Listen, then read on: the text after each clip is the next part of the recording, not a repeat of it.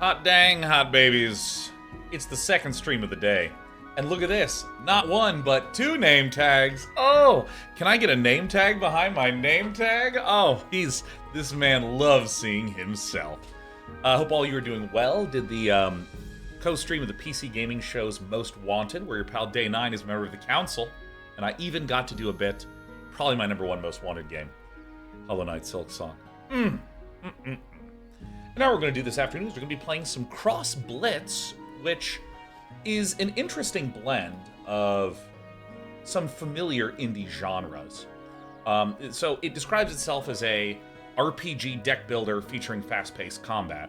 And I sort of talked about this before, that there's a lot of sort of roguelike deck building indie games that I feel like missed the mark because they were really trying to do nothing new and nothing interesting on top of this really clever idea of like rounds, to represent the roguelike structure, and then card gameplay with deck building as the core gameplay, like, turn-to-turn gameplay. And I just think there's a lot of room to do more interesting things with that. Just kind of how, like, when Battle Royales were coming out, everyone just wasn't doing anything interesting or creative. Or when Auto Chess came out for a brief period of time, no one was doing anything creative at all. They were just going like, we're going to be literally the exact same as Auto Chess in all ways. So I'm going to go ahead and hop into this. Okay, so which one do we want to do? Do we want to do Tusk Tales? This is the Roguelite mode, and this is the arcade mode. Yeah, because, again, another thing that I quite like that this game did is that it has a story mode that's like 20-ish hours, and, have various other bits of content in there, in addition to this, sort of 15 to 45-minute Roguelite mode. So I'm gonna probably start with the Fables, because I always feel like the story mode is like a good place to begin. Yeah, seems pretty good. That's right. I'd like to give a shout out to the developers over at the Arcade Crew for sponsoring today's stream. My sponsorship obligations are to tell you the game is in fact available in early access right now. In the text below, you can see a link if you're watching on YouTube, or if you're on Twitch, you'll just see the bot command Blitz showing up here and there. Exclamation mark Blitz if you want to see it. Pop up on this. Alright. Redcroft, Mighty Pirate, and a whole bunch of locked stuff. Or Violet, free-spirited pop star bard, known for her extraordinary musical performances. I'm going to hit the default one, and that'll be it. Fish out of water, wrongfully imprisoned for raiding a supply ship. Redcraft and his pirate crew strike a deal to win back their freedom. Alright, great. Alright, who's ready for the same point I always make? Unnecessary polish goes such a long way. Look at the click on the mouse cursor, this explosion, and look how it hovers it up, and when the other one drops down, it funks. And look at how instantly and seamlessly this stuff fixes itself. It's fantastic. Alright, we're gonna do Fish Out of Water. Redcroft, the renowned mighty pirate, has been imprisoned, wrongfully accused of raiding a Scaleson supply ship while exploring the western seas. Merciless Princess Angana has confined him and his crew to a desert prison on the outskirts of Scalehearth. No hope of escape. Redcroft and his fellow caged pirates fall into despair. That is, until a royal envoy arrives at the prison on one particularly hot desert day with a tempting proposition.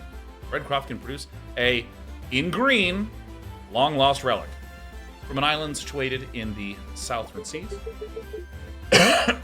Princess Angana will pardon them their crime of restoring their store. However, no seafarer has ever returned from this mysterious island alive. Of course, it's gonna be me. Yezi Skur, I'll fix the bot in a second. What dangers await our notorious red-bearded pirate, the dreaded Isle of Dragon's Belly?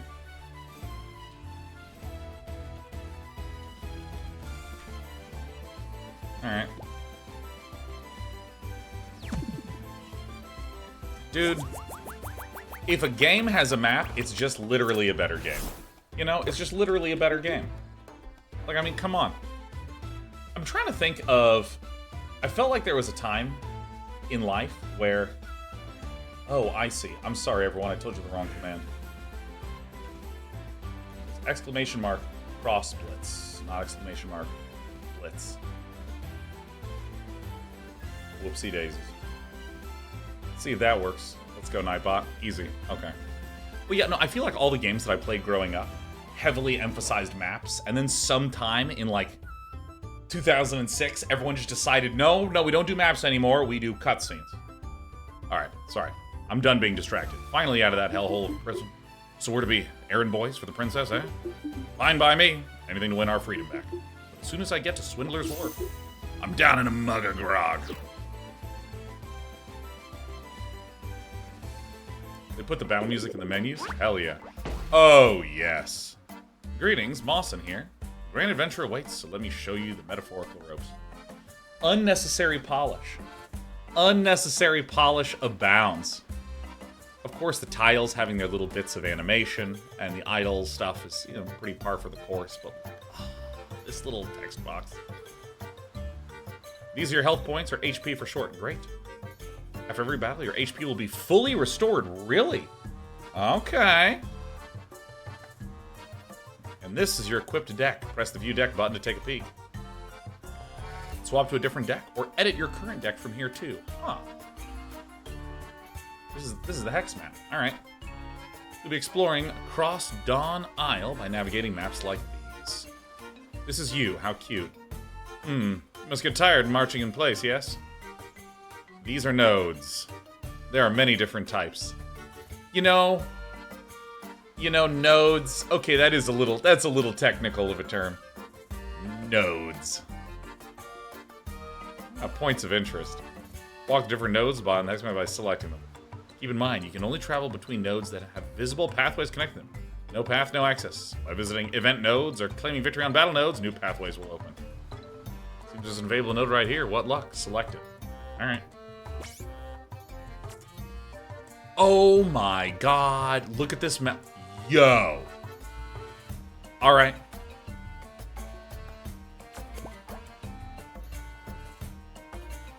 Oh, it's an event. Alright, chat. Redcroft and his crew arrive at the pirate haven of Swindler's Wharf. After a perilous journey across the western desert, unfortunately, there's little time to unwind with Abraxas. Princess Angana's loyal advisor, watching their every move. You know, I will say, I really hope it goes into the game soon. I'm ready to play. I'm ready to hit some buttons. Boy, sweet home. I think I'm done with desert sightseeing for a long, long time. Aye, Captain Salty Breeze bolsters the soul. Right you are, Ken. By the way, I'm covering it up, but it does say right you are, Ken. Grog and gambling. Plenty. Two of my favorite things. You pirates are filthy. You call this decrepit shantytown a home? I've seen sewers cozier than this foul cesspool. You always as much of a drag Braxy, lighten up. You are to address me as Abraxas, pirate. Oh my. By decree of Her Royal Majesty Princess Angana, I am owed the utmost respect. Or have you already forgotten the compliance curse we placed upon you and your ragtag companions? Dude, it's so funny after playing Baldur's Gate 3, where it's like, I have sold my soul to a devil. I have not fulfilled my bargain, and they have come to collect. This is like, we have a compliance curse. Read Addendum 3. One step out of line and your lives will be forfeit. I will see to it personally. Easy there. I was just poking a bit of fun at Abraxas. You know, I know I'm covering up as much of the text as possible, but that's pretty cute. That's pretty cute, Abraxas. We don't have time for fun when we should reach Dragon's Belly with great haste. How do you suppose we'll be getting to that Forsaken Island without a ship? Last I heard, your Scalehearth buddies sold mine off right after locking us up. Princess insisted we sell your vessel as collateral for the supply ship you raided. If you wish to place blame, then I'd suggest placing it upon yourself for choosing the life of a vagabond. Believe what you will, we'll still be needing a ship to finish this fool's errand. Admiral Brass. Yes, Captain? Any idea we can get our hands on a seaworthy vessel? Could be a tough one, Captain. There's a large amount of text, and I'm ready to play the game. You know, it's funny, because I originally saw this game because Northern Lion was playing it. Okay. Northern Lion plays a lot of deck builders, a lot of roguelikes. Actually, I think Northern Lion is exclusively... I've exclusively seen him playing roguelike content. Does he do anything else other than roguelikes, now that I think about it? Just like... I mean, it could just be the times that I have tuned in. Whack! Many people are saying this. Yeah, play Super Auto Pets. Same stuff. Same thing. Talk to the local riffraff. Ah, a fine plan. Let's go, boys. Oh, I see these. This is the little path that we see. Oh, thank God. To battle. Play. Oh, I can find info, and I can actually just wander back. Yo, this is... Holy. I can see all sorts of info. What? Oh my God, ingredients? I don't even know what any of these things mean. Defeat the enemy, kill 3 or more enemy minions? Yeah, I'll play the game. Oi, you there. What do you want, big beard? Me and my friends here, we're looking for a ship. Any idea where we can find one? You think you have the sea legs to man a ship? Is this the way that people insulted each other in the Elden times? Don't you too kindly to chumps laughing at me? Why don't we settle this like real pirates? Fine by me, I'll mop the deck with you. Dip, dip, dip, boop, boop, woo! Alright, I go first. Opponent gets a prism gem. Alright, I'm literally going to accept everything, because I don't really know the difference between any of these. We'll just confirm. Ready to battle? No? Well, too bad. Don't cry, I'll teach you the rules. Alright, health points. If it's 0, you lose, and that isn't good. That's fine. Use your opponent's HP to win the battle, deplete this to 0. The opposite of losing. Victory. Very good. Lose your mana. You need mana to play cards.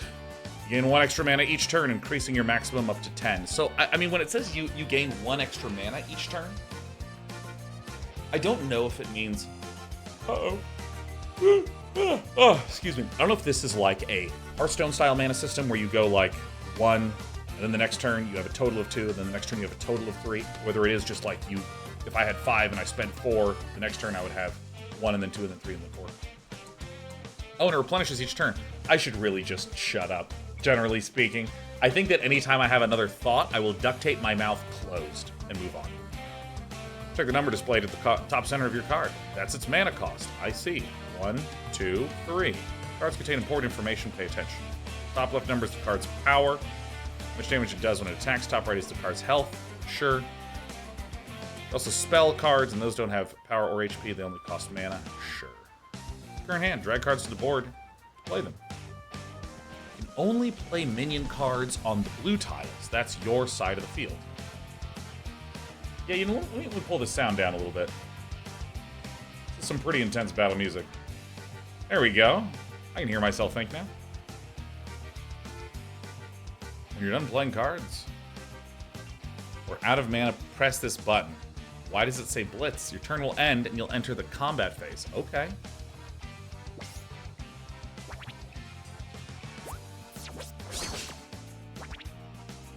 Alright. Drowning in guts. Alright, so this is a pirate recruit. Draw a card, gain 2 armor. Alright, I'm gonna put it anywhere, and I'm gonna put it in the top left because I am vanilla. So I have nothing to do and it wants me to blitz. Enemy turn.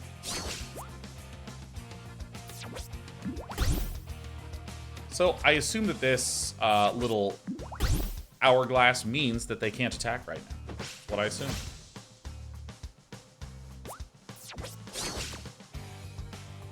Alright, so what is this? Fritzbot. Played. Deal 2 damage to myself. But I know that this does replenish at the end. And I don't know what kind of, the way in which this game uses lanes. You know, I know there's games like Legends of the Five Rings where there's like the... Oh! Deal 2 damage to myself. Fritzbots is talking to himself. It's not talking to me, the player character, myself.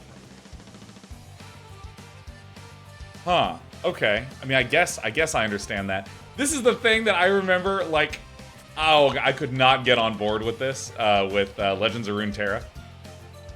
Just like, I moved 2 spaces to the left at the end of each turn. Every one of them sounded like a dating ad. Okay, so in a lot of these, like, sort of slot-based combat games, you play things into the slots and they attack directly across from themselves. In a game like Magic, you can rearrange attackers and blockers however you so want. And I assume this is going to work some way similar to this.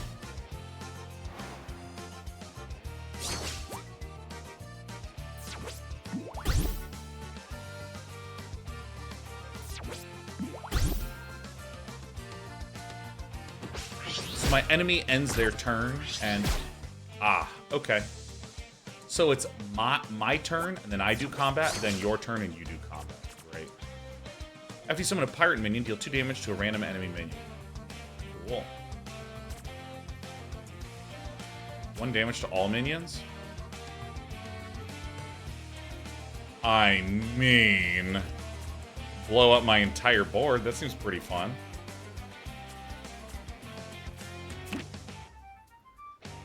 Put this guy over here, and I'm just gonna chill. I want to kind of see more things occur. God in my bones, do I really want to just detonate the entire board, huh?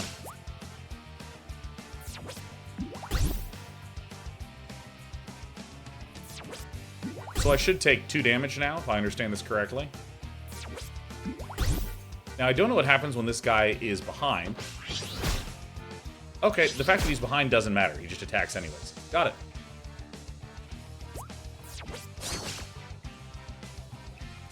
So, 4 mana.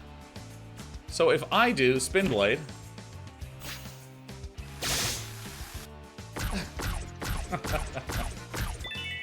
Alright, and I'm going to go right back to the setup that we had before. Random enemy minions. So since I don't actually have any random enemy minions, this can't even fire. Yep, okay. Alright, it makes sense. Aye, aye, Captain. Alright, it is my turn. So now we will attack. Great. So if I now play a pirate recruit, then my ship cannon will go off and hit that random enemy. So then if I have a grog, draw some cards. Have a grog, draw some cards. Blitz it out. Bang. Bang. -1 HP. Speaking of the Joker, since these types of games are so hard for me, I'm always learning something watching. I'm glad to hear that, speaking of Joker. Because... Oh. Oh. Alright. Okay.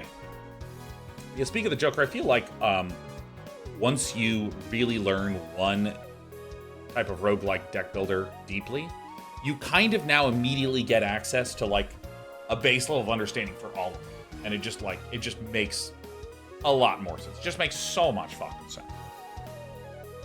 Overview of your previous battles. If you win, you'll receive experience points or XP for short. Gain XP, and here will gain a level amazing. You can visit the level grid. Accolades. Challenges pertaining to the battle you just finished. Oh, I see. Each complete accolades will win you with Dawn Dollars, the money we often use for trade on Cross Dawn Isles. If you'd like to purchase cool stuff, I'd recommend just doing that. Check the loot session, see what goodies you've acquired. Okay. Total Dawn Dollars earned from complete accolades will be displayed. Yep, 505. This is blood money here, huh? Along with any card recipes you found. Okay. Let you meld new cards at Malder's Forge. Oh. Is this really Malder? Are we serious? For those of you that don't know, there's the portmanteau of Mad and Balding. It's Malding. Mana shards and ingredients are the resources required for melding these new cards. The more you have, the better. And last of these arrows flip the page. Okay. So, I want to level up. Yeah. Level grid is the place to do so, trust me. Each time you gain a level, you'll be awarded with level point, or LVP for short. Bleak Dawn Guy. Oh my god, another 10 on our beautiful Thursday. Bleak Dawn Guy, a happy Thursday to you. It's the last stream of the week. And I literally cannot wait for Monday when we continue to play Stasis Bone Totem. I cannot believe it. It's insane. How you doing, Bleak Dawn Guy? Yeah, I will say, I've talked about this before. Let me have a little bit of fun before introducing too many new systems to me. We're right on the edge, right? Each time you gain a level, you'll be awarded with level points. Oh, beautiful. Great. By selecting level nodes along the level path, you can spend those points granting new cards, boosting your maximum HP. There are 4 paths to choose from. You must move along the designated path when marking a selection, unlocking each node in sequence for each column. When each column is aligned to a deck archetype, sure. Okay. If you're upset with how you spent your points, don't cry. You can reset your level grid and all your points you spent. Oh, okay. Any cards from the level will be removed from all your decks. So, Pirate Booty, Blood Boil, Bombs Away, or Cannon Barrage? I'm doing this. 100%. I'm not going to look at anything. I'm not going to do anything. There's another one. Increase maximum health by 2. Ah, I see, and there's all sorts of various heart health things throughout here. Yeah, I'm going to keep working up, man. I'm going to do all this stuff. All right. Head back. What is this? Seafaring Ape?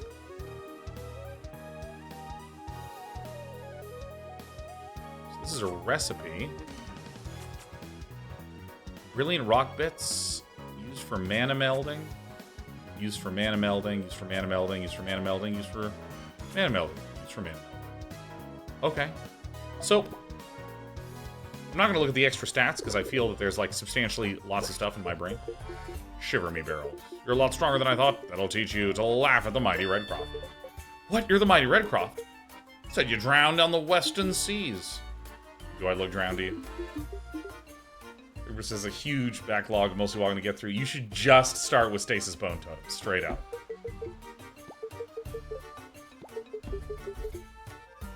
Dude, I'm really curious what the roguelike mode is. Come 3 p.m. It's 1:36 right now. Come 3 p.m. I want to do the roguelike mode for sure. If your heart's set on sailing again, try asking some of the other folks further into town. I'll warn you though, most of these scallywags ain't keen on handing out information to strangers. Nothing a bit of roughing up can't solve. You truly are a simple-minded brute. Alright. See, this mini-map's quite useful. No, that's the first thing I was drawn to. Each square represents a different section of the hex map. Flashing markers your current location. Sure, you move between different sections with passage nodes. Of course, some areas may seem impossible to reach, but do not. By exploring and interacting with nodes, the path you seek may make itself available. Oh, and you can expand the minimap for a better view, too. I can? Yo. Every rook. Excuse me, I meant to say every nook and every cranny. But you know what? Every rook and every nanny. We will thoroughly explore. All right. Give me the treasures. Open it up.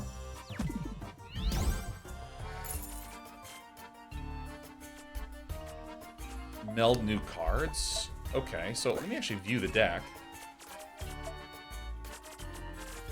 So I have lots of pirate recruits. Got a little grog. Got some spin blades, Fritz bots. Ship cans. I got 4 of those. Really?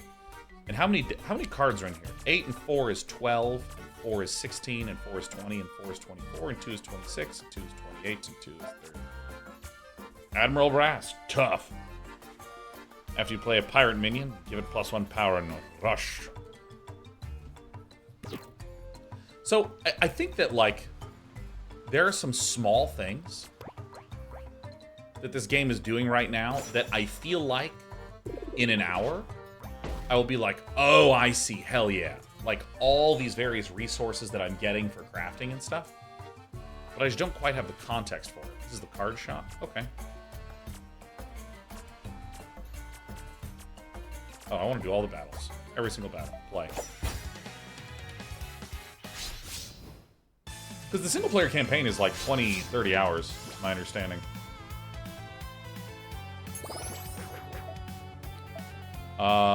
I can't do anything.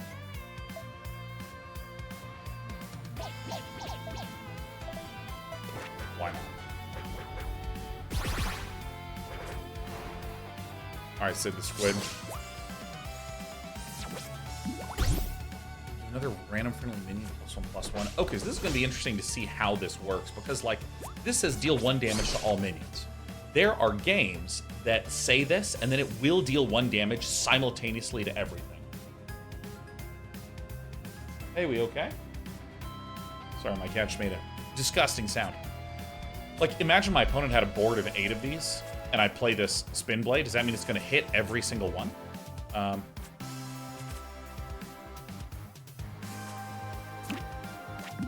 have 2 out of 1.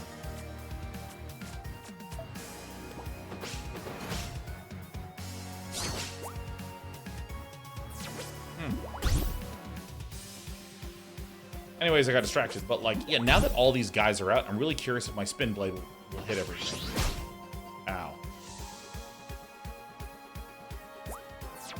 Oh! I see. I get a one-time bonus mana for going second. Got it. Text till it die. All right, so I'm probably going to wind up casting this. In a moment. Are you kidding me? I'll absolutely get out the ship cannon. Heck yeah.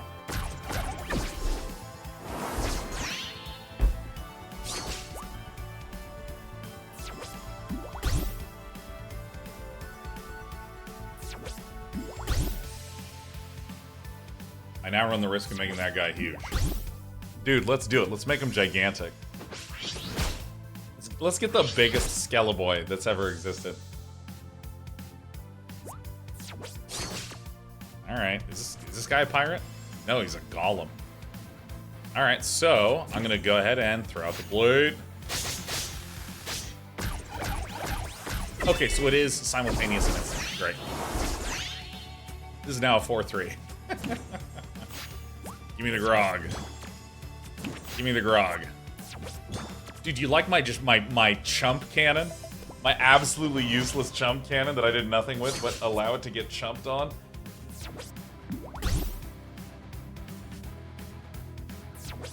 Oh, Secret 4-2 says this card plays reminds me of Inscription. Inscription, I feel like, is a very unique game in that... Let me actually do this. Play, deal 2 damage to myself. Rush, dual strike.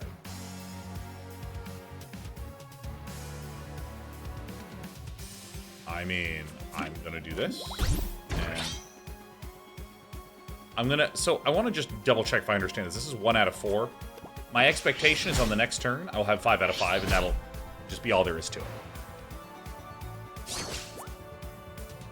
I don't think that this mana carries over. I don't think. But I wish to see.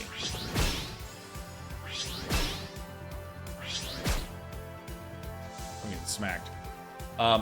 Inscription to me feels like a card game that does not count as a card game. It counts as something totally different. It's like a meta card game.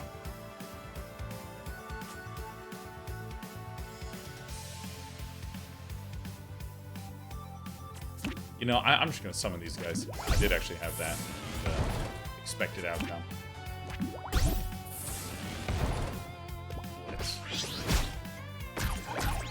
Some rough draws here, I feel. Well, I mean, I'm also, like, trying to answer some questions for myself systemically. Like, I have one dude that has gotten super buffed up because I wanted to see if it was, like, simultaneous death or one-at-a-time death.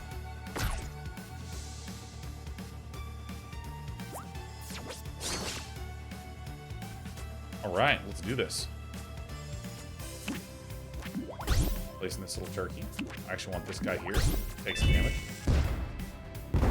Oh my god, he's the luckiest boy in the world. Blitz. Like, I think Inscription is way more of a game for people that play and understand a lot of games. It's like a secondary game. It doesn't quite make as much sense as like, hey, you just picked this game up for the very first time. Go ahead and play it. And you don't play games at all. What do you think? So, dude, look at this. I love these cannons. Anything that is like... Great, and we'll trade here, and we'll win anywhere. Boom.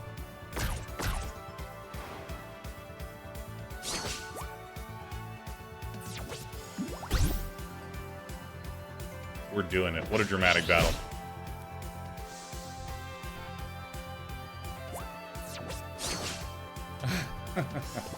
Blitz. Yeah, I think maybe a better way to describe Inscription is that, like, there is a game, like, okay, take, like, a Mario game, for instance. There are players that sit down to play a Mario game who don't really play games, and the game accounts for that, and it, like, draws you into the experience of playing that game.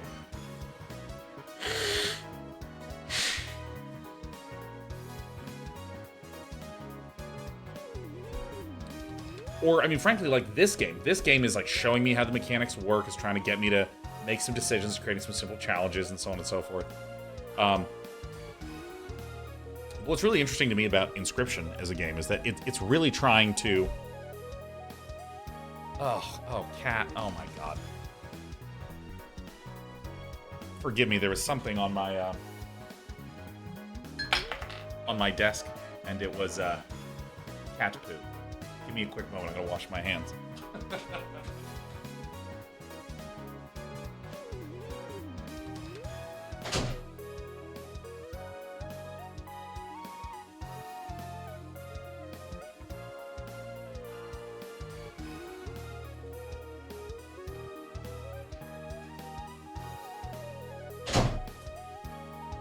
Gross.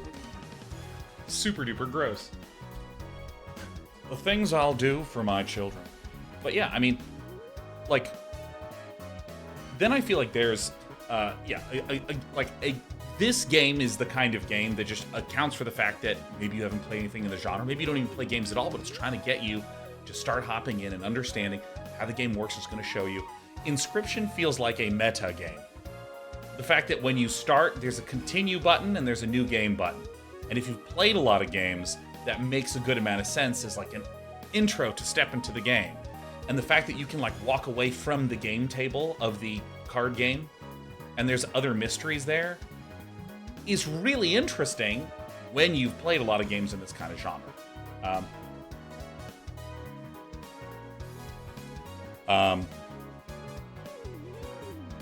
But, you know, those kinds of things I feel like don't hit as hard if you haven't played everything. This is basically my point. All right.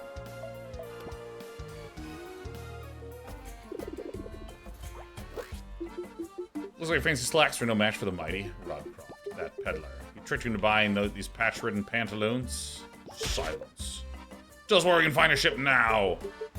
Oh, yeah. All right. So I see. These are like little miniature mission screens. These two-faced crooks know everything going on Swindler's Wharf. An info broker, A. Looking to size up your foe? Right-click a battle to inspect important details. Study your foe and strategize accordingly. So, is this what it's talking about?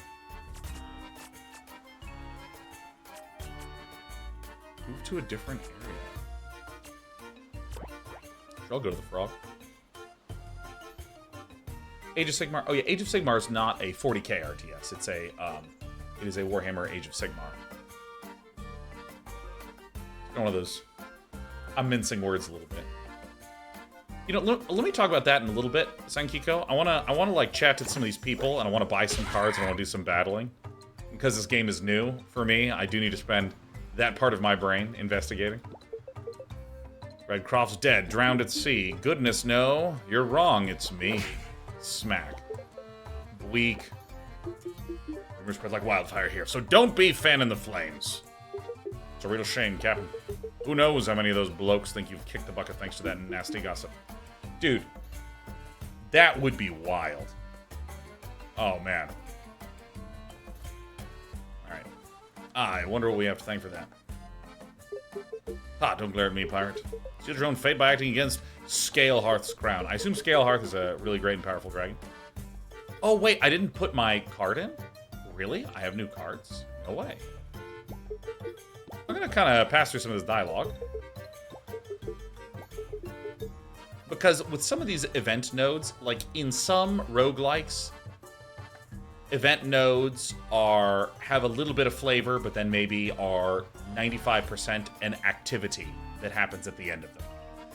But given that this is a story mode in a game, maybe a lot of these event nodes are just story moment things. So I kind of want to like just browse through. I mean, mixing up fame with infamy. My reputation is what it is because I follow the red code. Oh no. Fools follow code for your seafaring thievery? How absurd. That we do, Braxy. Not all pirates follow a code. I'm one of the good bad guys.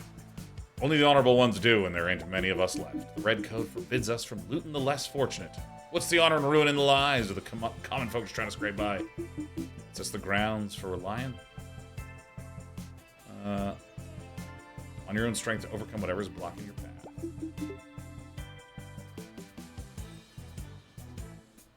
Oh my god, you beat me to it, Ghosty.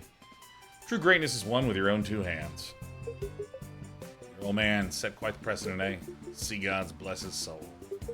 So you got a part, Father? Suppose the apple doesn't fall from the tree. Alright, I literally... Okay, so that's actually just some story content. Alright. I'm entering into this. Cardinella. Welcome to Cardinello's Card Market, your one-stop shop for cards, and more cards. Nice to make your acquaintance, man. Block.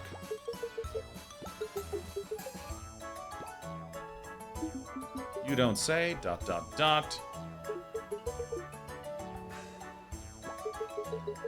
Okay, I actually...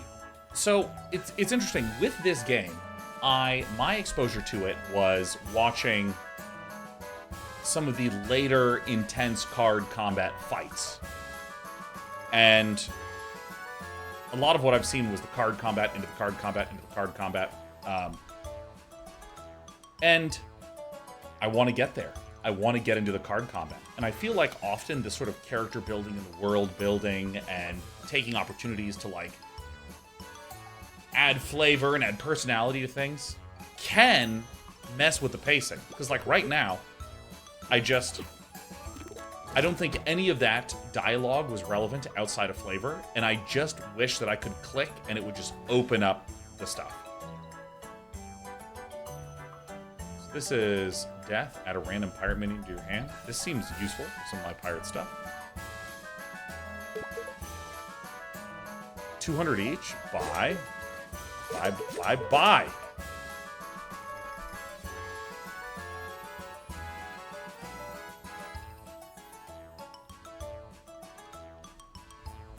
Big Sass Question says, I think it's roguelike mode. I'm not sure unless that's the mode you're on. Whatever the mode is, in every single mode, I think it is a risk to have so much story stuff and flavor stuff that all of a sudden I am not actually playing the game. So how do I edit this? Let's go to the card editor. Alright, yeah, this is familiar. Alright, editing a deck is easier, you take my word for it. Yes. I've played these games before. That's fine. Okay, sure. So I actually think I see this ship cannon, which I think is fun. Summon a pirate, and it does some cool stuff. And then there's like this Fritz bot that is a golem. I'm actually gonna pull these guys out and add in these. Perfect. So this, if I go to here, where are my new cards? What's this one? Cannoneer. Combat Starfire, a friendly cannon. Can target the enemy hero. Okay, alright.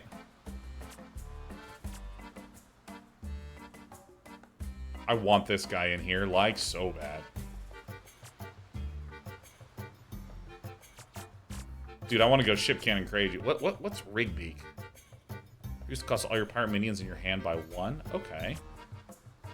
Rush Dual Strike? I don't want this one at all. What's Admiral Brass do? I don't think I need this many spin blades. This should free up enough room to add in a bunch of cannoneers. And I can add in up to 8. Alright, sick.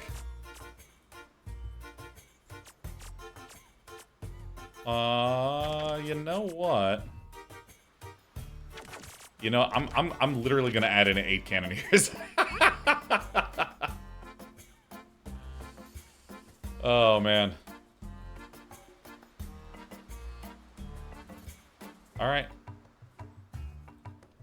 Yeah, nope, I totally understand. Yep, absolutely. Yep, yes, absolutely. Edit. So, can I rename it now? Okay. Let's do... I'm gonna only focus on cannon. Oops, all cannons. There we go. Alright, perfect. This is my Oops, all cannon deck. Yeah, hell yeah. Alright. Back, I say. Back up here. Before I go to this battle, I want to see what's up here. Because I can see on my little mini-map.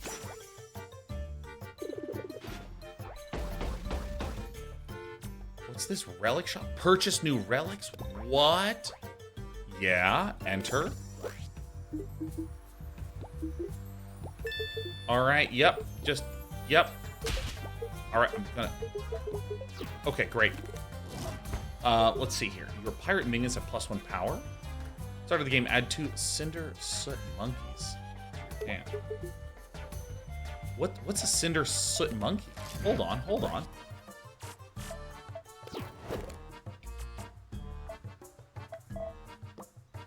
Alright, I got a cat on my lap, so I only have access to my right hand. Search. No cards found? Alright.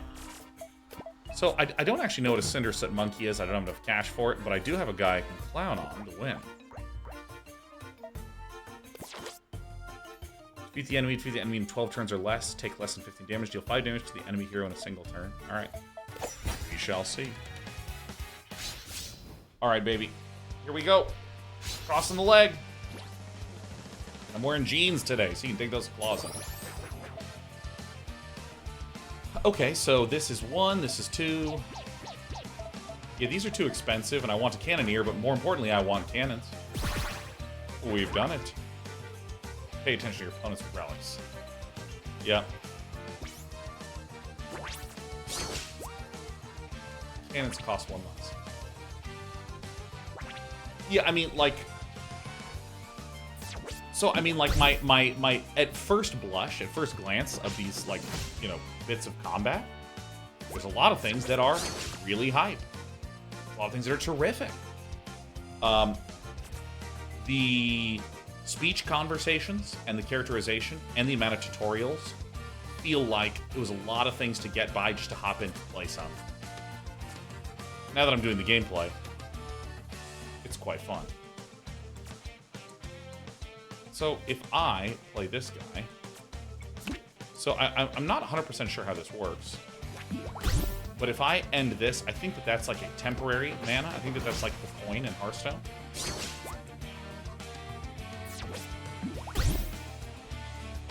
Powder egg.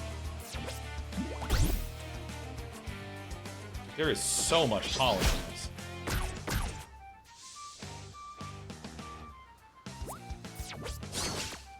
I assume that if I play this...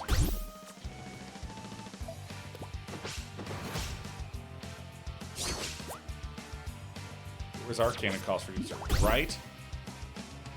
What's Pyro? Triggers when it...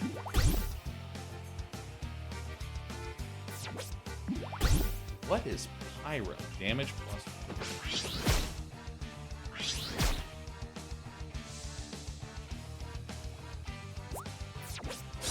Okay, what do you think? What do you think this word means?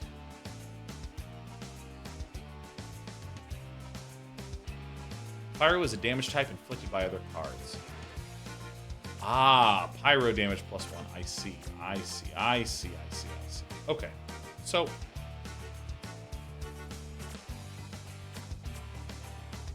give friendly cannon +1 power, +1 damage, and fire it. I wonder what the difference between +1... Oh, I see. So this deals damage, but it has 0 power. I see. I see. I see. I see. I see.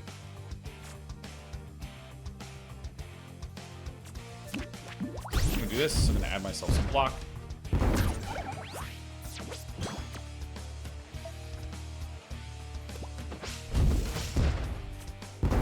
Oh, dude. Combat start? Oh, so combat start happens right after that? Okay, that's awesome. Pixel art looks very good in this game. To be honest, I think the pixel art and the... Ow! Ow! Ow! You're pooping on my desk. You're digging your claws into my knees. Oh my god, my little cat. Look, here you go. Get up there. Yeah, I think that the overall direction of this game is, like, art direction is extremely, extremely good.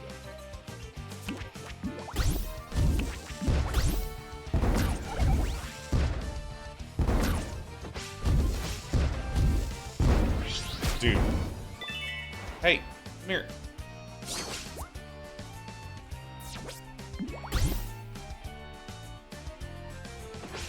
Here we go.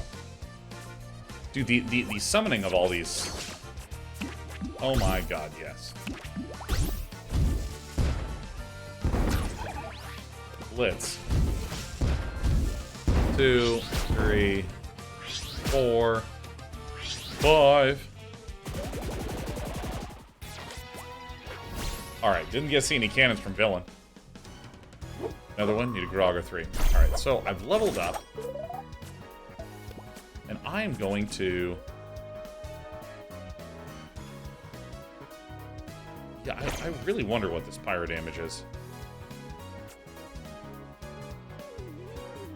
Cannons can target the enemy here this turn. Fire them twice. Huh, this is like, seems like a different kind of card. What is this? Cinder Soot Monkey, Hothead, Fleeting Blade. So Fleeting, destroy this minion after it attacks. Okay. And summoned, if an enemy minion occupies this column, attack it. Triggers after this is played from your hand. This one doesn't seem very great, I will admit. And is this a pirate monkey? Is it just literally a monkey? Eh.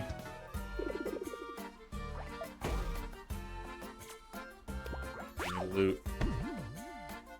Open.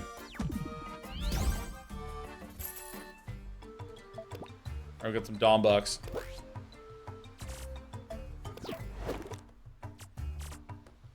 Damage give +1. Death to friendly cannon. So it's not a pirate. Here, like the ship cannon fires after I summon a pirate. So this kind of makes me want to keep like my pirate things in here. You know what I mean? These are all pirates. This is pirates. I don't think I actually want to do this right now. Captain Daft says, I missed, did we play Baldur's Gate 3 yesterday? No, our internet was just hosed. There was no hope. Alright, I've done everything there is to do here. Oops. Go up. My internet hates Baldur's Gate 3. Well, you have to understand, they were doing... Add to some... Yeah, this is what we want.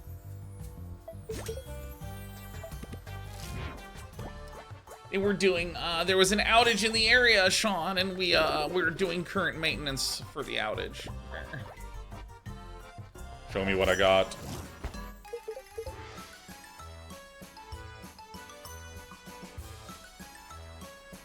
Oh, this one seems good. Bye. Okay, so then I can actually go back to my pirate list. And the pirate recruit is the same thing, except it's not tough. I'm just gonna remove these non-tough ones. Then put in Buccaneer, baby.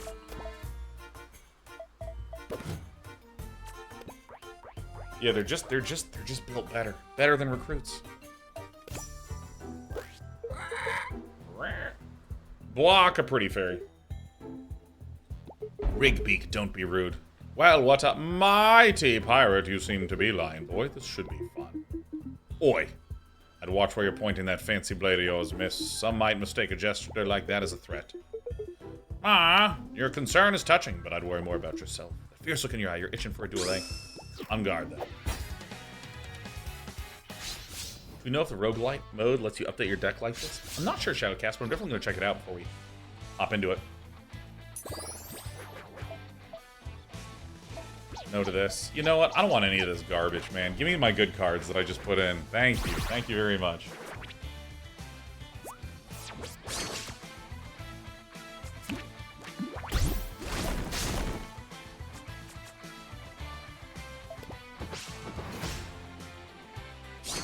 What up, Despaltz? Came back as you asked after the PC Game Show. Am I on time? Welcome. Welcome, my dude. I'm getting stabbed, though. That sucks.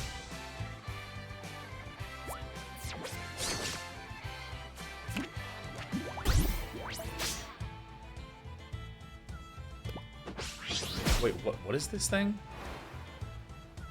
After your opponent plays their first minion in a turn, deal 1 damage to it? Oh, and this guy was tough. So he didn't take damage. Got it. Ow. Here's actually what I'm gonna do. I'm gonna put the cannon behind here.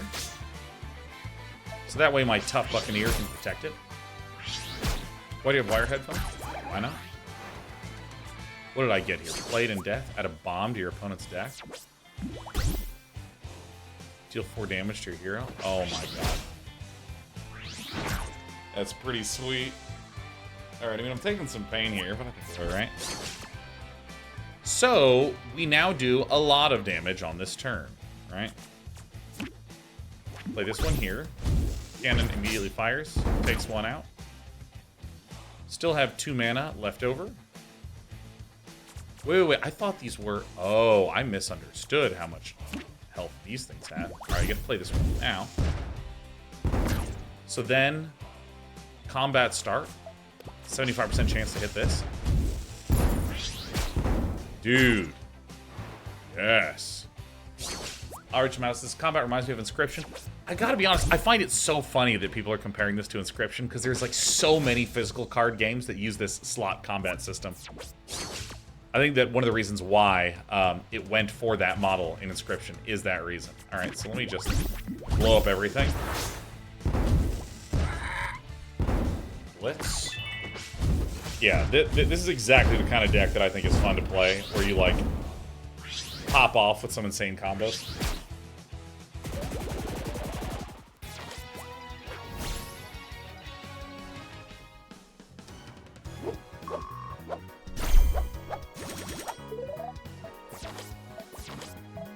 See, I genuinely think that all these different elements in the game, if they had been doled out just more slowly, I'd be delighted.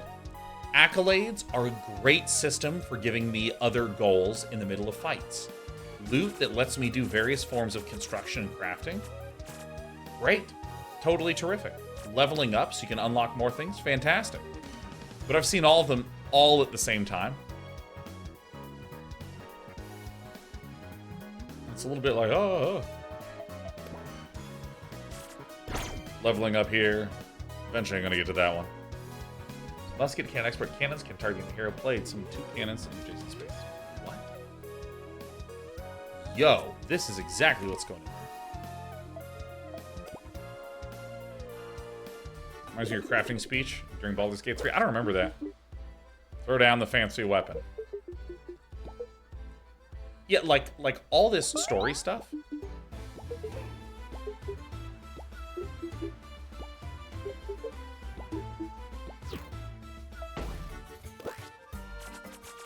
Edit. The Admiral's coming out. Admiral. See ya.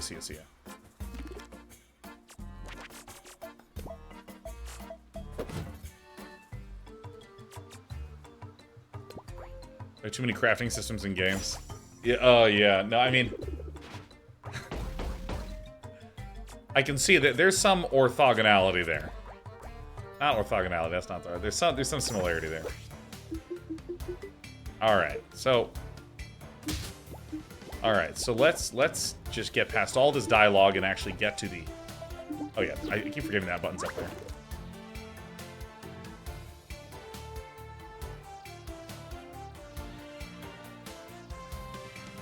Recipe lists which ingredients are required to create a specific card. To meld a new card, select a recipe like this one. Press the big meld button. Yeah, I really genuinely think that this system is great.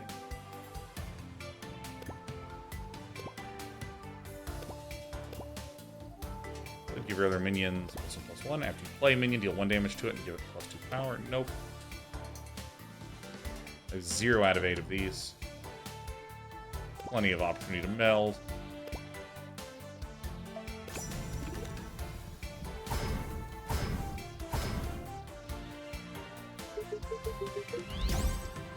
Yeah, because I guess if I was connecting it to that, hey, Gespalt, have a great night, man.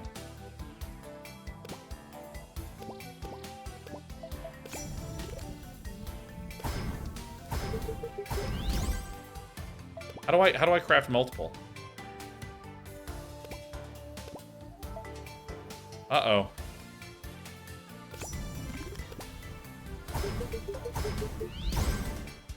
Ah. Skip is toggleable. Grab the button. Oh my god, thank god.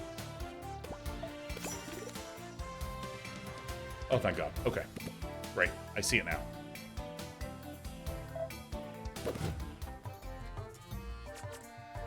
You know, I think there's like a generalization where like not every game needs every kind of content. Excluding things can make what's there more fun, and including more things can lower the fun of the other things.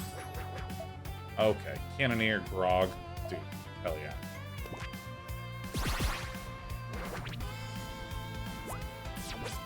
Oh, my relic doesn't equip automatically? It's like not here?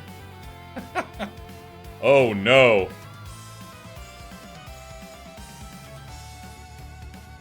Alright, it's my turn. I'll pound some Grog.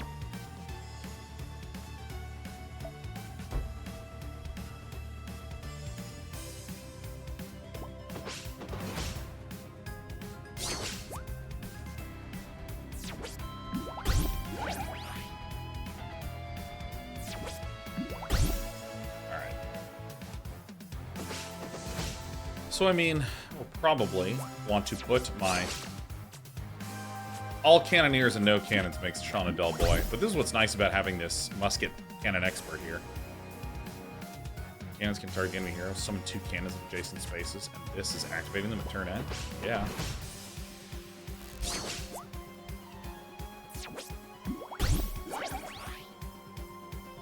Death at around 1.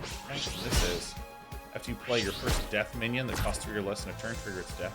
Okay. That seems very good.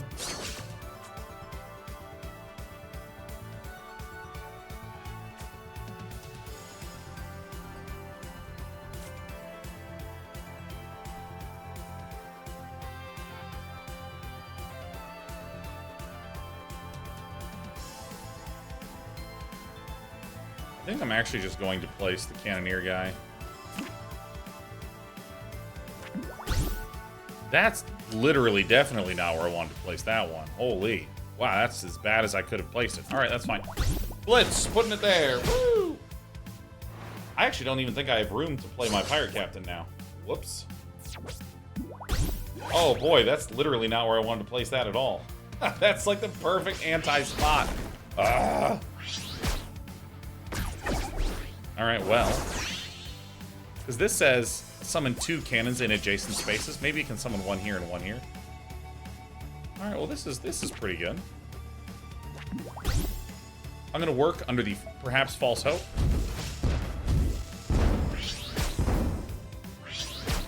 that maybe it will summon it, because a lot of games say adjacent as meaning to the left and to the right. Yeah, read draconic damage to all things. Oh my god.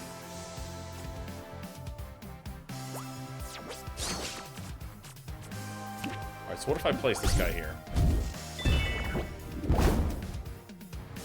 Yeah, okay, so adjacent does mean to the left and to the right.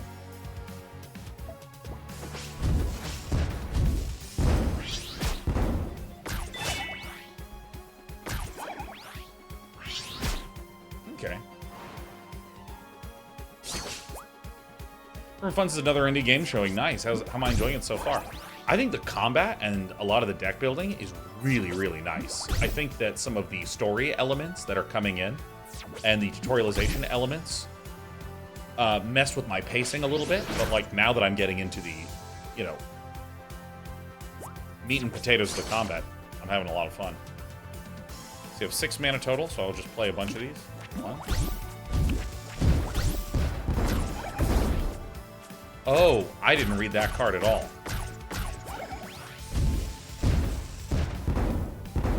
Well, it looks like we're going to win this turn, but I thought I did 3 damage to one of my dudes, not all of my dudes.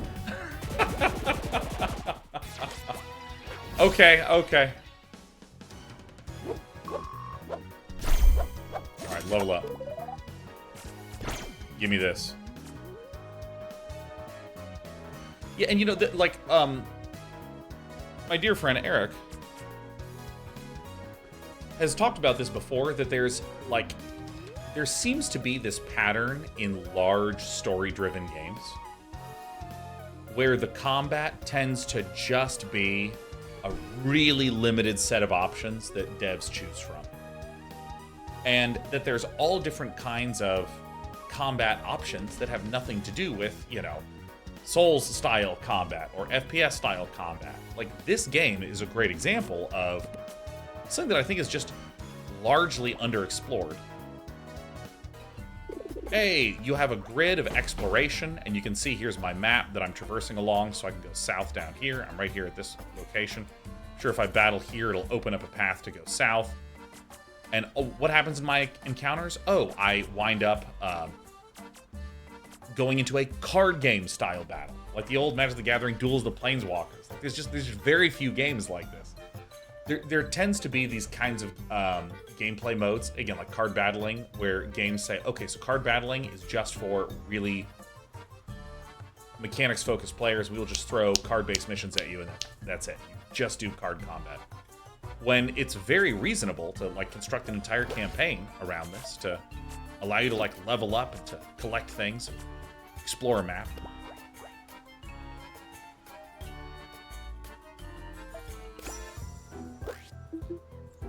Alright. Let's give it all. Oh my god, I forgot I need to equip something, House. Oh my god. Oh my god.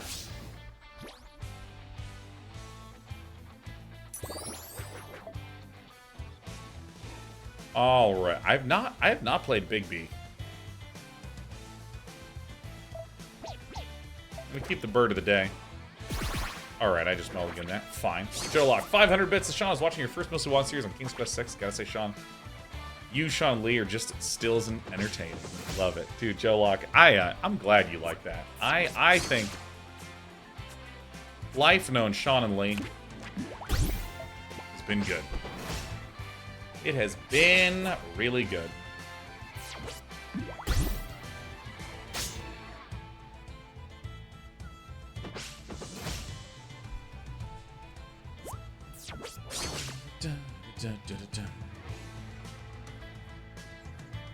Shadow cast. Old lamps for new. Okay, well, I mean, I don't actually have any cannons, so I'm just gonna put the cannoneer behind good old Brown Tooth. Take some damage, don't mind.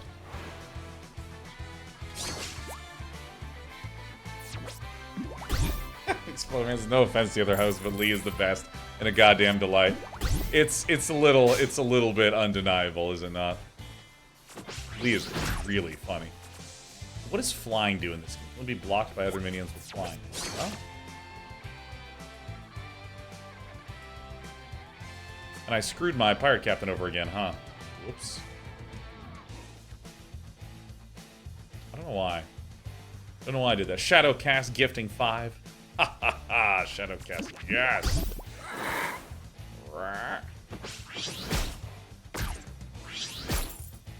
I kind of hope that Villain will play something and kill my Brown Tooth. Oh, well, I mean, I guess that's also fine.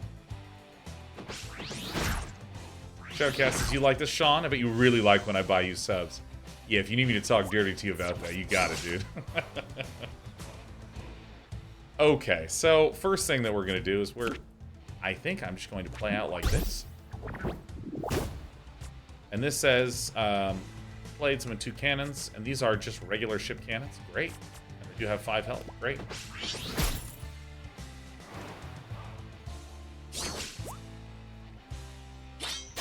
Deal 4 damage to a minion to everyone. Oh, well, what can you do?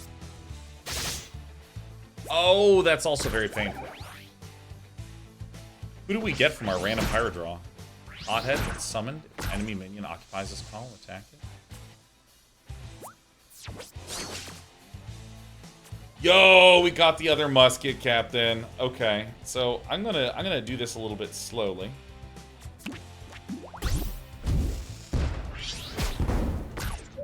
Really nice. Plunder. Freeze after or destroys a minion. Nice. I'm gonna do this. And what we're gonna hope to do is a huge turn with the pirate into the cannoneer.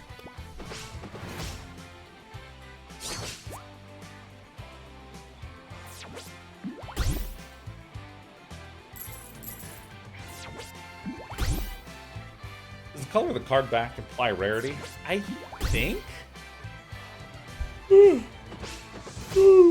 Excuse me. Okay, so now I'm going to play Mega Man here. Musket Cannon Expert. And then what I'm going to do is play the Cannoneer, which should cause 3 shots to go off. 1, 2, 3. I mean, that's pretty good. And then the turn is going to end. And then the Cannoneer is going to trigger that firing.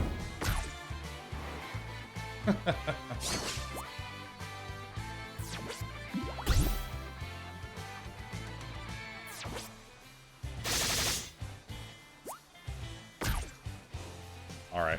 Card back is the family. Yeah, I would not be surprised if it's trying to rely a little bit more on, like, communication instead of, like, ooh, hype, you got a rare. Okay, so this turn's gonna be horrible for villain. Alright, alright. So, bam. Bam. Bam. I mean, the fact that each cannon triggers once. Oh, yeah.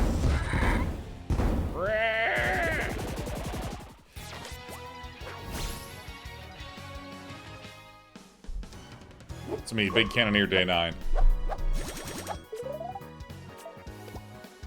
No levels. Okay.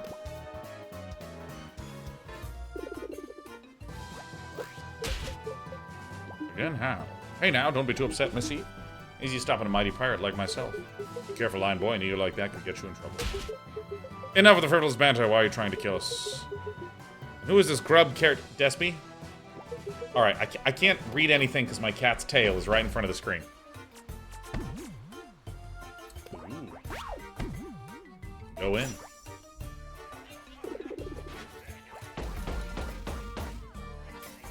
Oh, what? This is awesome. Rags to riches? Thanks for the story. Dude, come on. Alright. Oh. Threaten him. Think I'll be whistling that some haughty tune with my fingers wrapped around that scrawny neck of yours? Easy there, Captain. Yeah. Alright. Alright, so how do I equip my relics?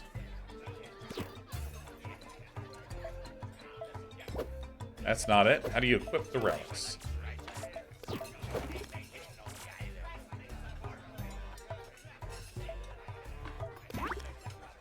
Okay.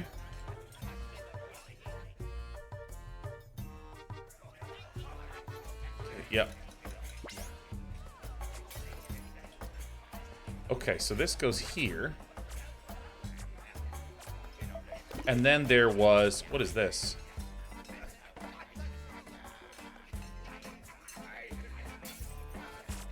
What is this thing?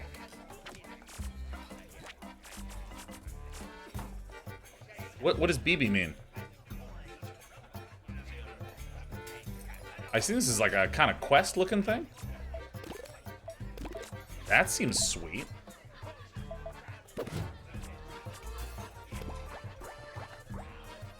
Oh, dude. Yeah, play. Go. That's kind of awesome. So you found me. One and only grub. Alright, I'm skipping through this. And again, this is kind of what I mean by, like, I'm really interested in getting to the combat, and because the characters were introduced to me before I was getting to some of the fun, I feel almost a mild sense of resentment towards them. These are good. You know what? I'm gonna hold on to all of these. This is it. This is the hand right here. So you've equipped a Blitz burst card. Wonderful. As you fulfill its trigger condition throughout the battle, the bar will fill up. When it's full, press the Blitz burst card, activate it. Oh no, the enemy has a Blitz burst. Keep an eye. If they meet the trigger condition, they'll play a powerful card, very dangerous. Equipped a relic, I see. Good. Yes. Very good. Good job, Sean. You're the best.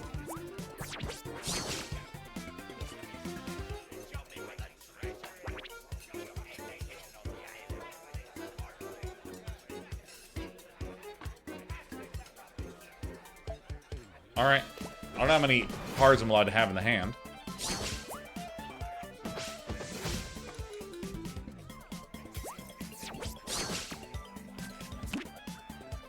Put it in the top left corner to leave space for my pirate captain. I don't know why I keep wanting to place them right here.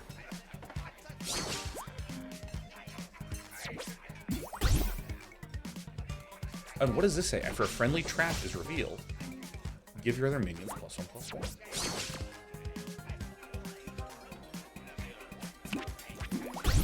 Oh my god, Blitz burst. Let's do it. Yeah. Nice.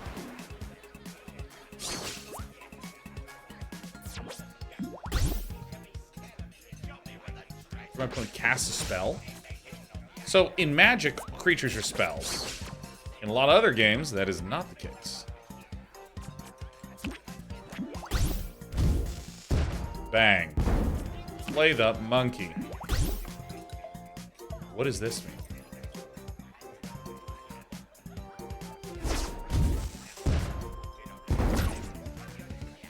Fire-friendly cannon. I see, so that's the targeting effect.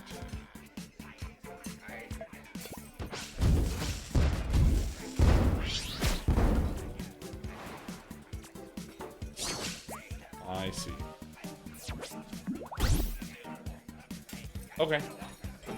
I think me, I've got it. Okay, so then what happens is I'm going to play my Cannon Expert. It's going to generate 2. This is going to fire once immediately. And then when I end the turn, there's going to be a whole slew of firing that happens as well. Nice. We are winning really hard. I want to get more cannons though. All right. All right, my board is pretty full. This one, please. I suppose I'll just play the 2-coster and the 2-coster. I mean, this is so much damage.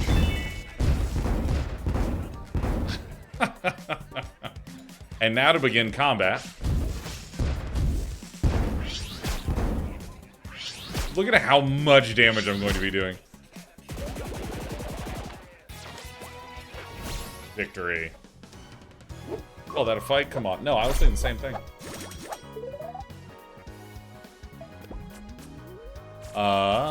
Bombs away. Let's burst, gain 10 armor.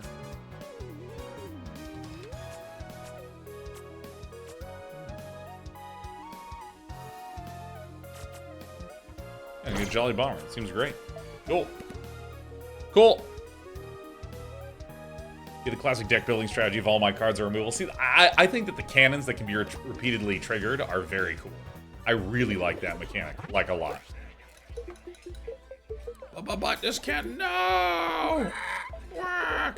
Alright. Teach him a lesson. Take a nap, grub. Yeah, I don't know if any of those choices matter, but... Fine display of punishment. Walk. What a... Oh, dude, I love... It's my crew of yes men. Dude, my character is just mean jelly bean. One for you, cockswain. What is this? Is this a relic?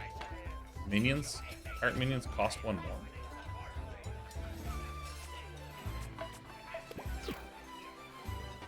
Huh.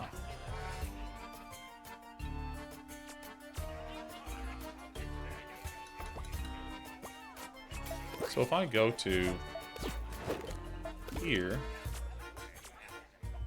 So I would equip this if I had like a pirate free deck, and then I would use it to be like a tax on enemies that were running lots of pirates. Okay, so here's what I'm actually going to do. I'm going to return to main menu. Yeah. And I want to do the roguelike mode. Boy, I wonder what this third mode is.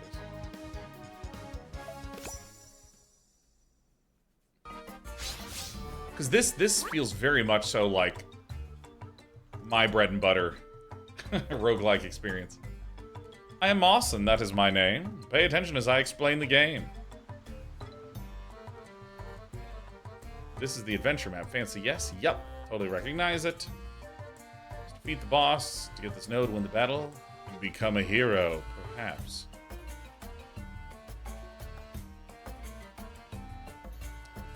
These are your health potions, or HP for short. This hits 0, you lose. Not good. Win battles, yes. Sure. Boo FNs, any PC gaming show fans? Hell yeah, bro. Tavern, no, thirsty, are you? Okay, so I'm actually just going to pass through this. Here are fights. Mercenary companion and their party to join the adventure. Interesting. Trinkets, so I add new things. This is a deadly battle. Campfire rest.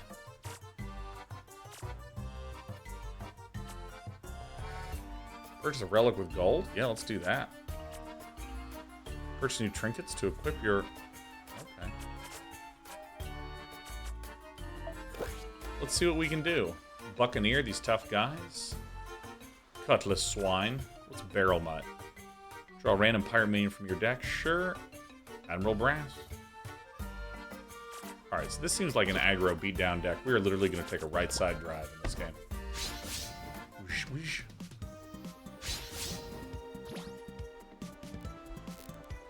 I have Prism Gem. Yeah, it seems fine.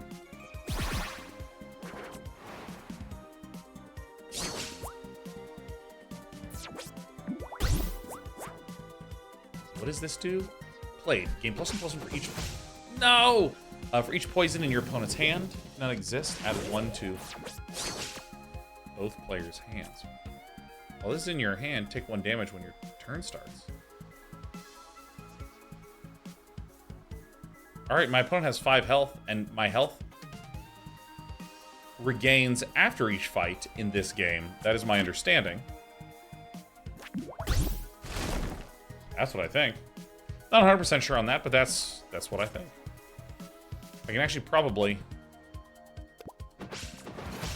win on the very next turn.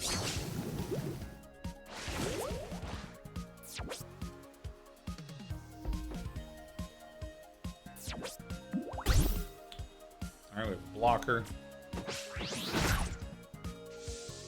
Oh, I play it to the board.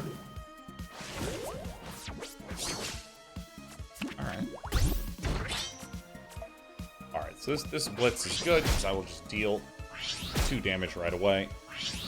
Ending the video. So let's see what this gives me.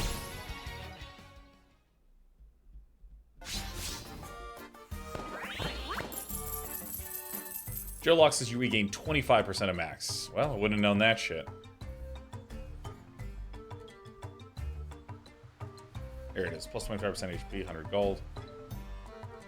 Congratulations, now for your reward. Each battle you manage to win, you'll restore some of your HP and you'll receive some gold. Okay. Additionally, you'll be given the opportunity to add new cards to your deck. Sure. Only set of neutral cards. You happen to be traveling with an extra mercenary from a different faction. You'll choose theirs too. Interesting. Okay. But I wouldn't worry too much about this one. Go on with your gut. Okay.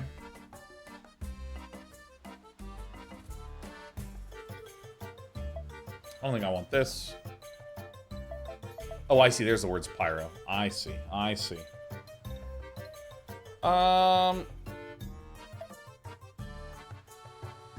Dude, why not? Let's just get these tough guys.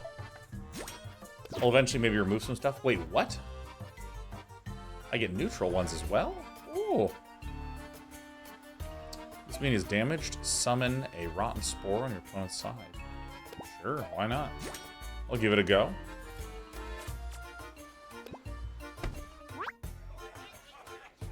Alright, feeling lonely? Well, you're in luck.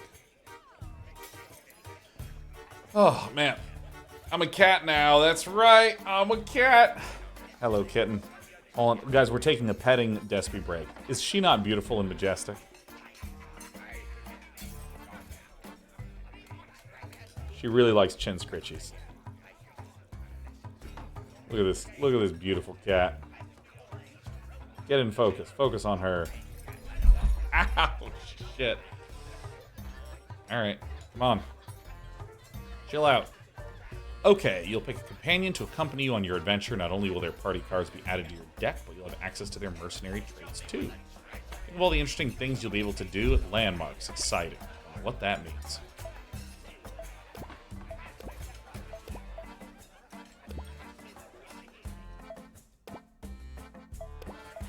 I'm gonna get Loyal Coxswain, because that's just a funny word to say.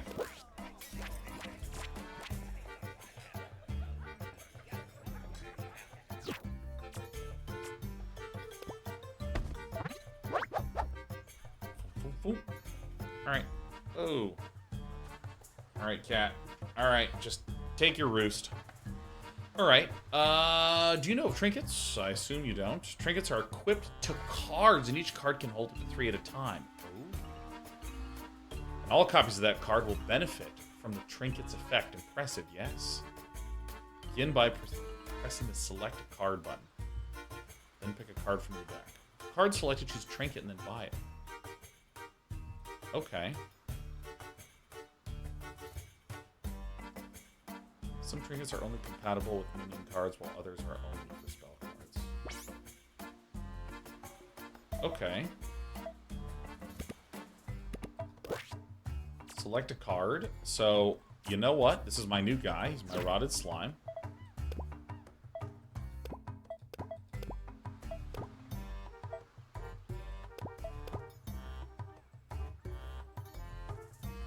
Power. I'm gonna select one of my rushers. Let's do it. Bye. Alright, I did it. Yeah, I mean, I think that, like, currently, the biggest criticism I have of this game is that there are clearly, like, these systems are very interesting. The idea of upgrading cards, the idea of different factions, and combining 2 commanders or 2 leaders, whatever the word is, together so that we can get access to all of theirs, right? These are known, good, fun mechanics. And I think way more importantly, the content itself has been very satisfying. Like, having all those cannons launch, it's really fun. But I think my biggest criticism is that it is front-loading the introduction of these things. And I really want the game to begin, just have some fun playing some cards. New mechanic comes in. Then you have some fun playing with those cards, and there's a new mechanic. And another mechanic comes in, and you have some more fun. Yada, yada, yada, yada.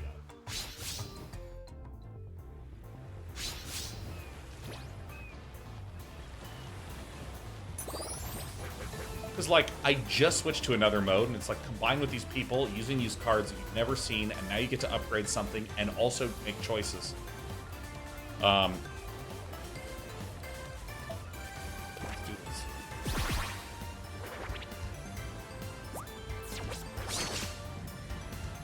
I think you're doing all the onboarding for us. I actually do think that this is like a common content creator responsibility.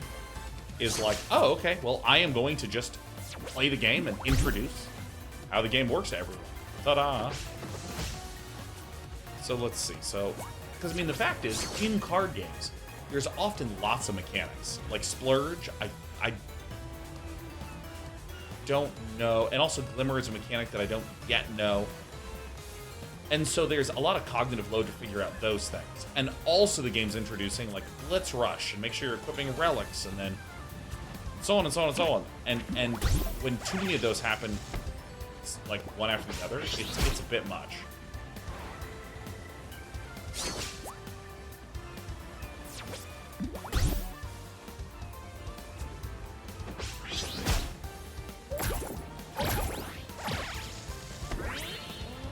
So I'm just, like, dropping bombs in this deck.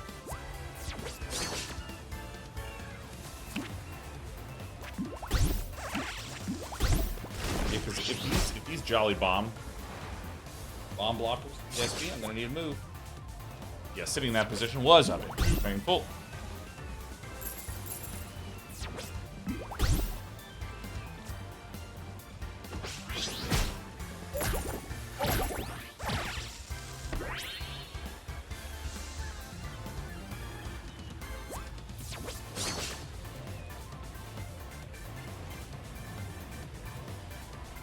Alright, this one, deal 2 damage to enemy minions in this column.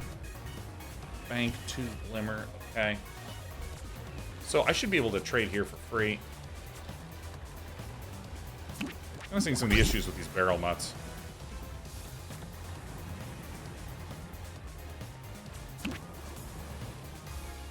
Yeah, I think I may as well.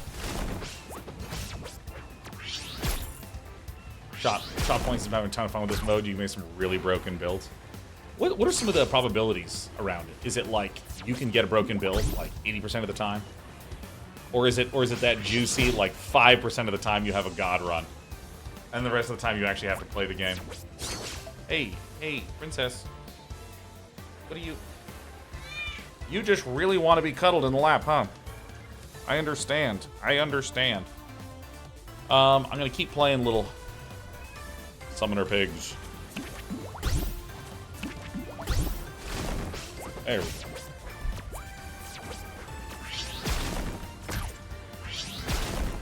Oh my god, this does this every single turn. Oh, never mind. These cards are awesome.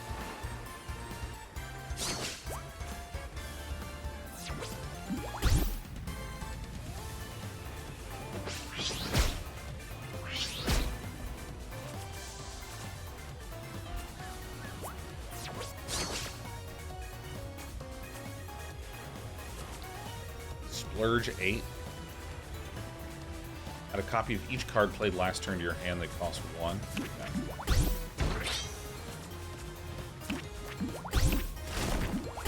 This is what we're doing. We're gonna try to like burst down here.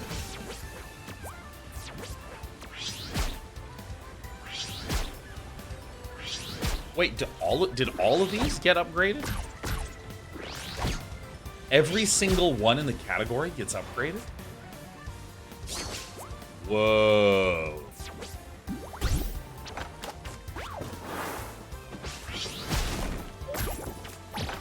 Yo, that seems unfair.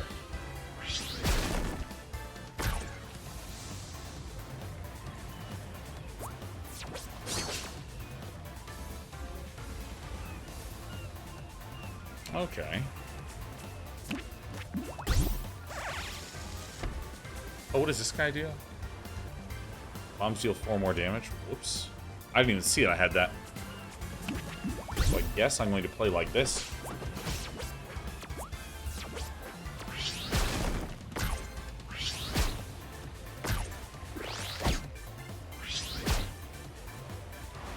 It's like the first fight, and I like might even actually lose.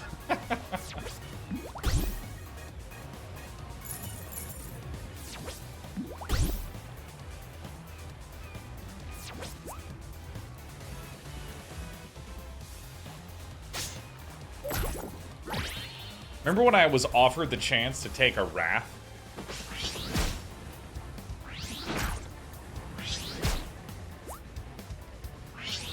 Oh. Hopefully they draw some bombs. This is bad. I literally might lose. I hate it. So we have 9.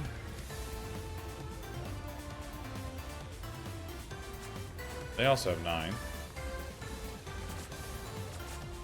These bombs were supposed to come through.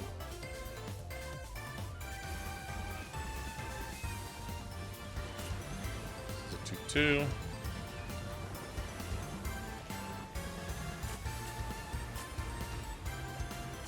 Two. 3, 4, 5, 6, 7. So we'd stay alive. If I just do this, and my opponent does nothing else on their turn.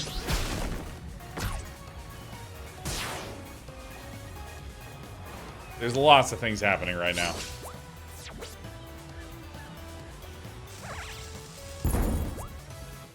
Alright, well, maybe I had a play there if I had known a bomb was going to be popping out. Maybe another bomb will actually... maybe my opponent will just draw more bombs? We'll see.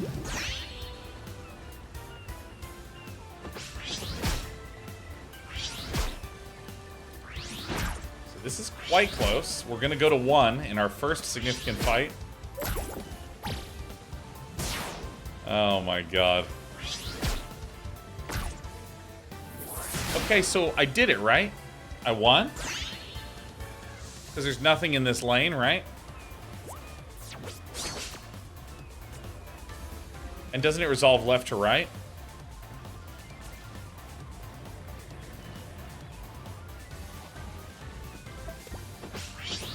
Yeah! Oh my god. Jeez Louise. What is this? Draw a card, deal damage equal to its cost to all minions. Alright, we're getting this one. Give me that reset, baby. The rogue that deals 1? Yeah, that seems good. I lack damage. Acquire a relic at no gold?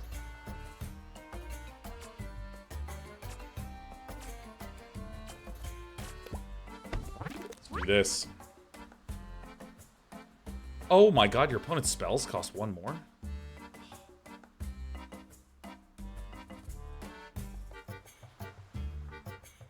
Yeah, okay, no, yep, yes, absolutely. I'm gonna get dual blades. I think.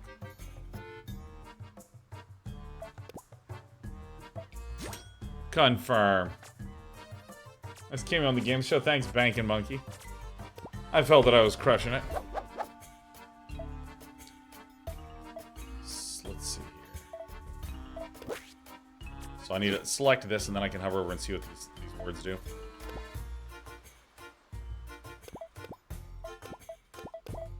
What does Hothead do? Oh, that's what Hothead does. Okay, okay.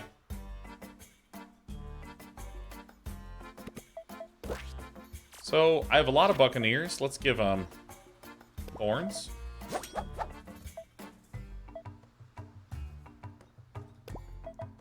Let's give them this. Who should get Hothead?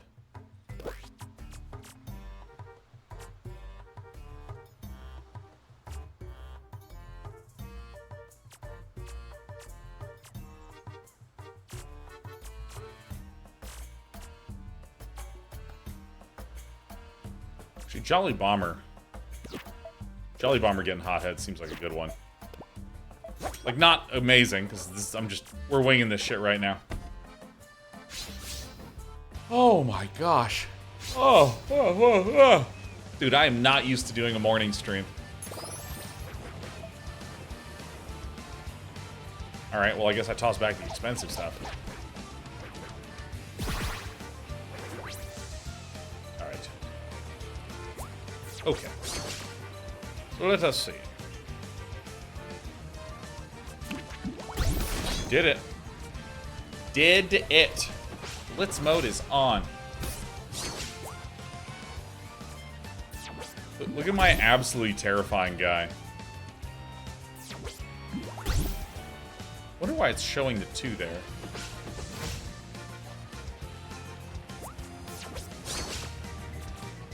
This guy's dual strikes, minion attacks twice. Okay, nice. Dude, I really liked upgrading my little basic tier 1 babies. This is good.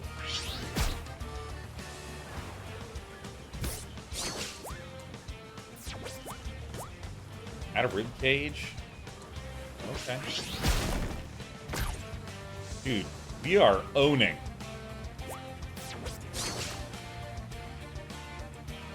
Alright, well, I'm just gonna start drawing Fire to turn while hiding behind these things. Ow. Shadowcast, how do the 8 slots feel? Meaningful or just kind of random? I don't think I know enough about how some of the gameplay functions yet.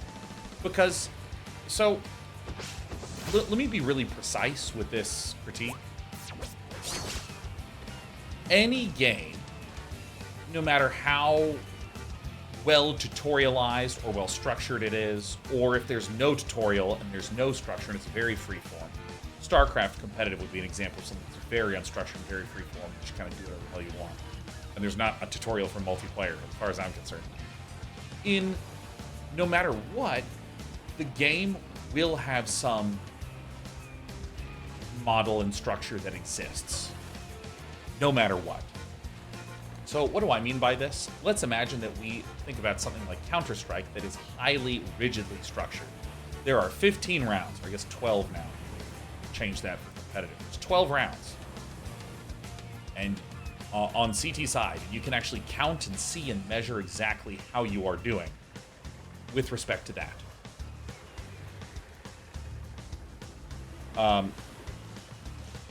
Actually, I'm going to change my example slightly.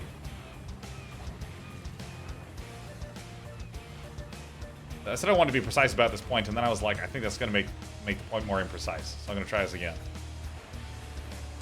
Let's take an unstructured game like StarCraft, where there's no, like, you know, hey, on turn 4, that's the earliest time that you will have 4 mana, so that's the earliest time you can see Shouldred come out in Magic the Gathering, thereabouts. That there's a structural element to that that gives some clarity to things.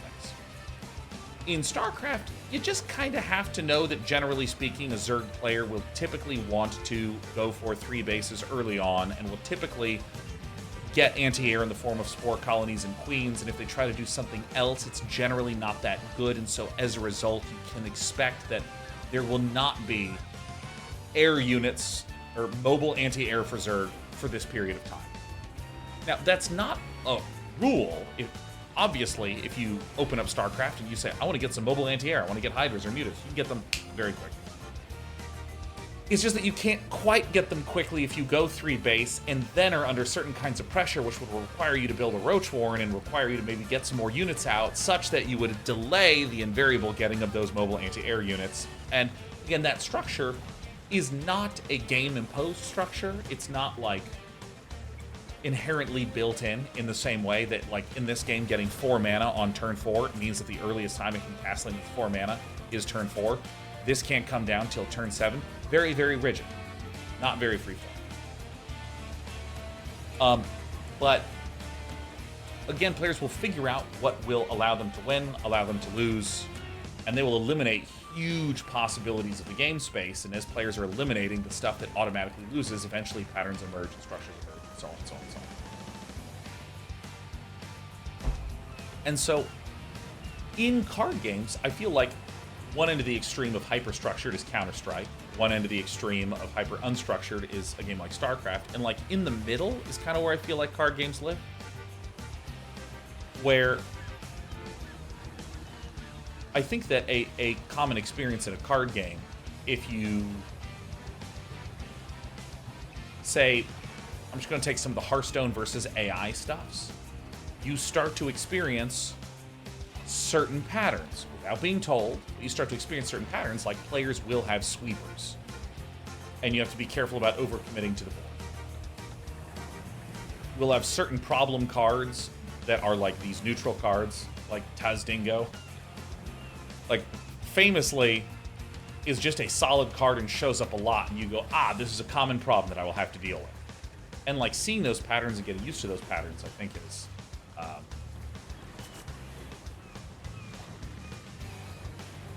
seeing those patterns and getting used to those patterns is part of the joy and experience of, like, learning how the game works. Learning how to become more skillful at it. And so when I look at, like, the 8 slots here, or like this Blitz Breaker ability, what was it called? It's like a Blitz Blast, that's what it was. Some of these other combinations.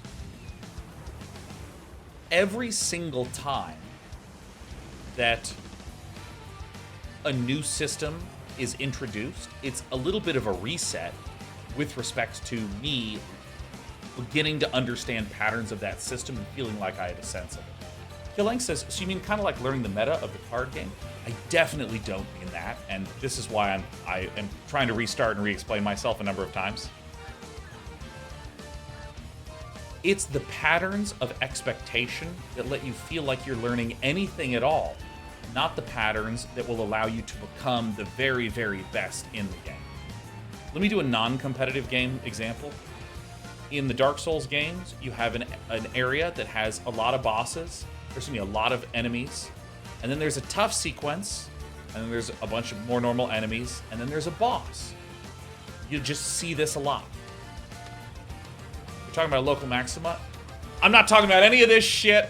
Fuck, I'm ruining my explanation. My explanation sucks. Feel free to just erase from your brain everything I've said so I can try again.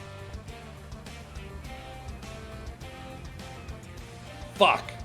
You know, I'm going to do a single-player example of what I'm saying, then I'm going to do a multiplayer example of what I'm saying, and then I'm going to try to relate it to your question, Shadowcast. Forgive me, I didn't sleep very well last night, and I blame my internet failing. Okay, I know that doesn't make sense, but give me this. Okay. In the game, Link to the Past, the old 1991 adventure game, there is a structure. There is a pattern. There is a set of gameplay that repeats again and again and again and again and again that allows you to get into the groove of playing the game. And that is roughly adventure through the overworld until you find a castle. Then you're going to go into that castle, and you are going to need to solve puzzles, defeat monsters, figure out how to get to the end of that castle, at which point there is a boss that you will defeat. And when you have completed that, you are now done with the dungeon and you are back to the overworld. Okay?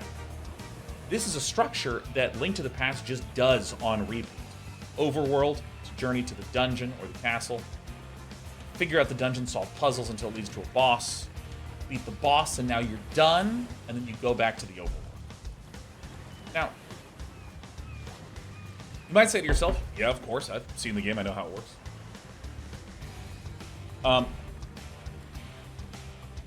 what this means is that then after you've done 1 or 2 dungeons, your brain goes, I see what the pattern is. I see the structure. I get what I'm roughly trying to do in the game. And this allows you to joyously discover SB. This allows you to joyously go out, find another castle, know that when you're done with it, you are done after you've beaten the boss, and so on and so on and so on and so on and so on. Imagine if you went to a dungeon, beat it, killed the boss, exited, and then you went through a really, you went over somewhere and you built a farm, and you did a couple days of farming, at which point you started to sell crops to make money.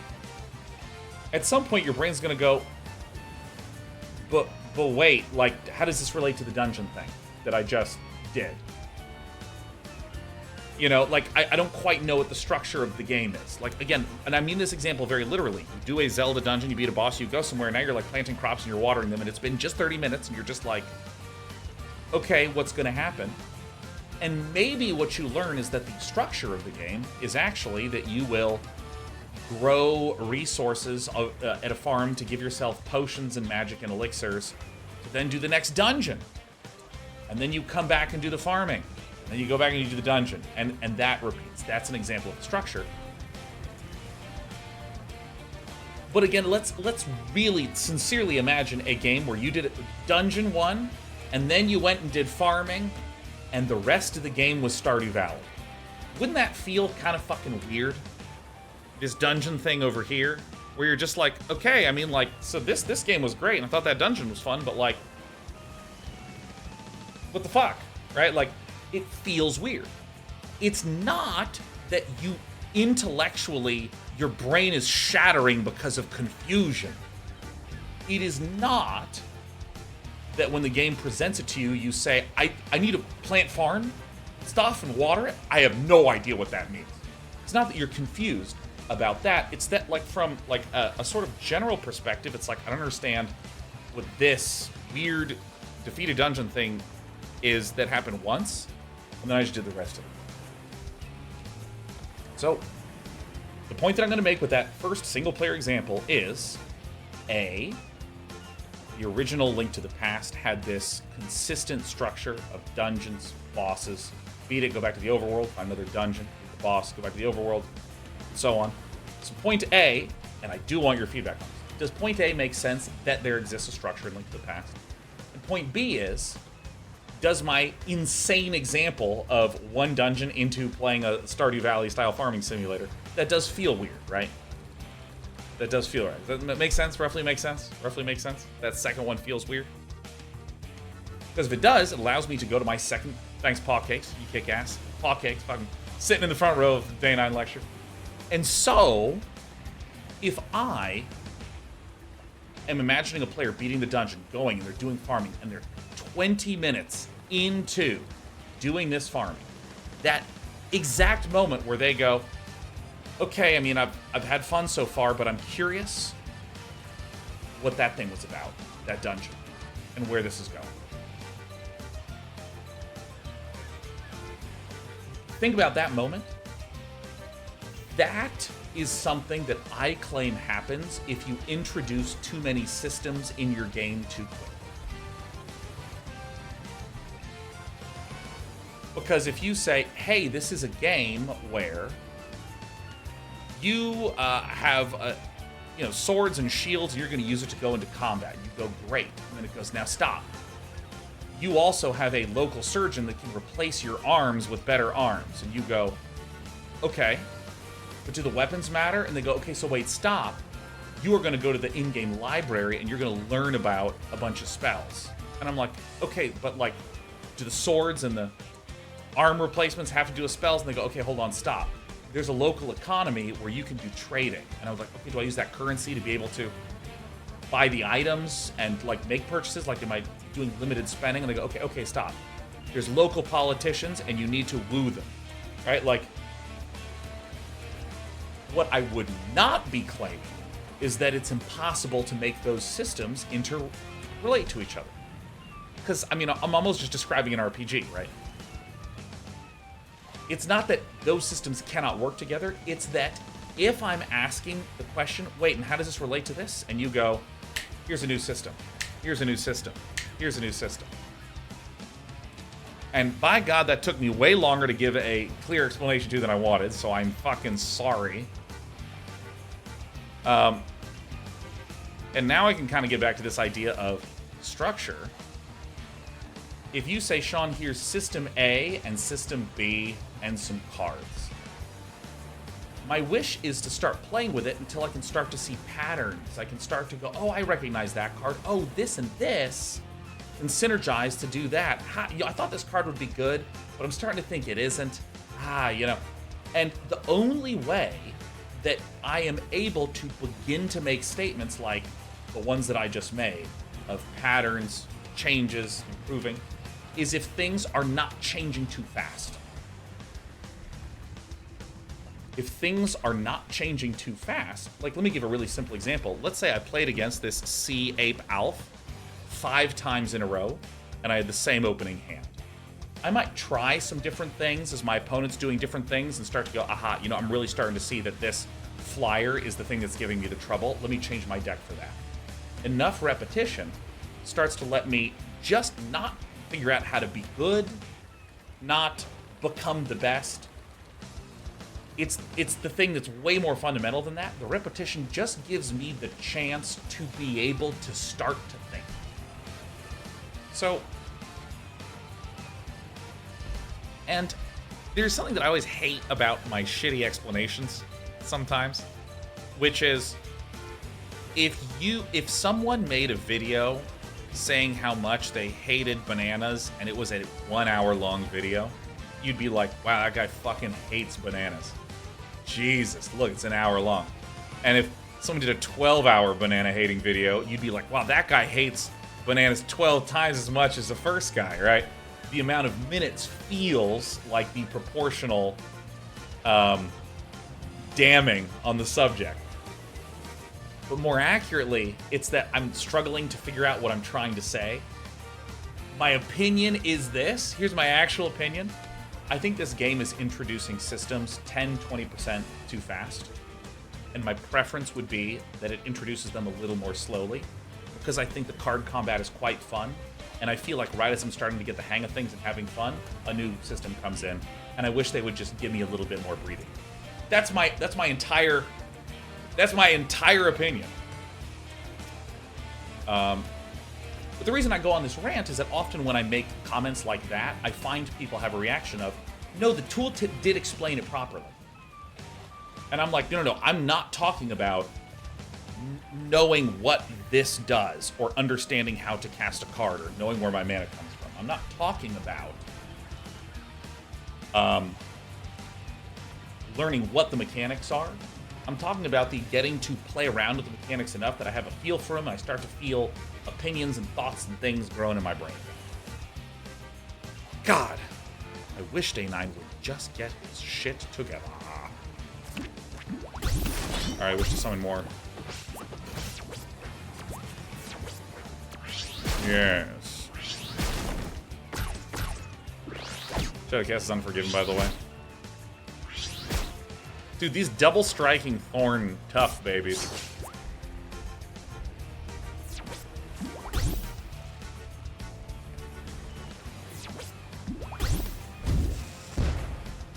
Shot it. So I'm gonna have 5 mana, so I mean, I guess I'll just...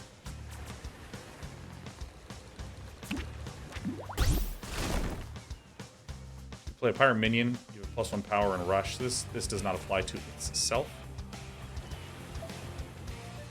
Dude, my 1 mana guys are insane.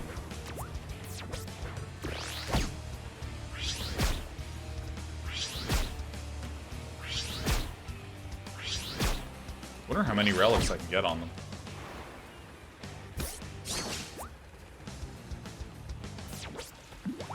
Art Garfunkadelix says Metroid games introduce mechanics very well. I think you mentioned. Yeah, because like there's this notion of retraversal that's common in Metroidvania games. And I am a big believer. Good God, the thorns on this are insane. I'm a big believer in the idea that mechanics create an emotional experience, and slightly changing the composition of those mechanics can create a different emotional experience, and the emotional experience is what you're actually playing. So for instance, if you say something like, this is a turn-based strategy game. You have resources, and you're choosing where to invest them, and each investment takes different amounts of times, as in different amounts of turns, and you can make military, and you can make economic things, you can do whatever you want. This is a turn-based strategy game. Actually, let's take those same mechanics. The only thing I'm really going to change is I'm going to make it real time. So instead of taking 2 turns, it takes like 20 seconds. And that's the only change you really make to your game. One of those emotionally feels like juggling. RTS games tend to feel like juggling and managing and bouncing around and quickly doing things. And turn-based strategy games feel a lot more like planning and considering and debating. These are very different emotional experiences, even though 80% of the core mechanics actually overlap. And so I think that Shadowcast, I'm going to come to that in a second. And so, you know, Metroidvania has lots of retraversal. That's the mechanic. But what's the emotional experience of retraversing back to the same space again and again and again? I think that one of the things that it does that's really helpful is it is introducing a lower intensity, calmer opportunity to continue to get the hang of not just the space, but all your weapons and all the enemies.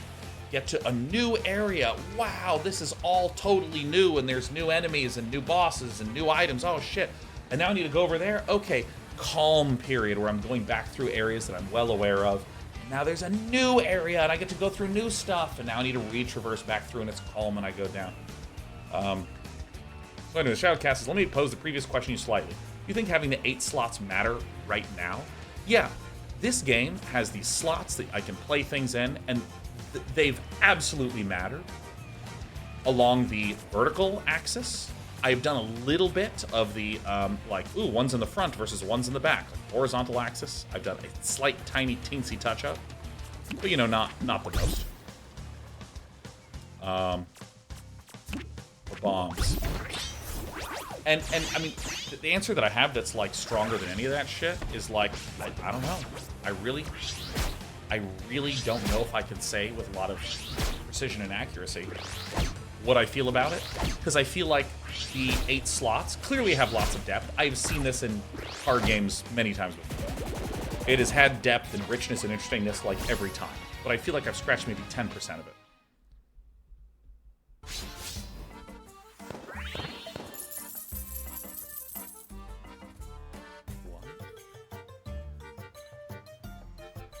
I'm never doing that. If a friendly minion takes damage, gain +1 armor. Alright, let's see here.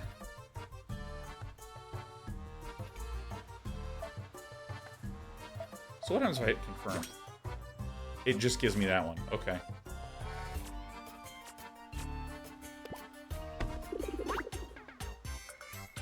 Alright, landmark. Interesting. Okay, yep.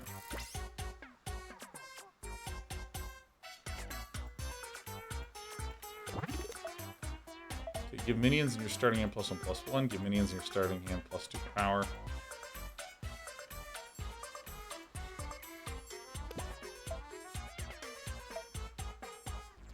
Oh, shit.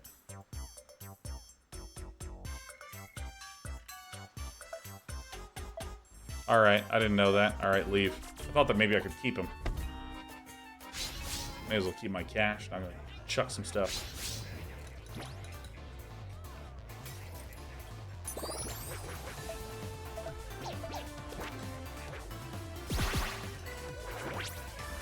Versus system.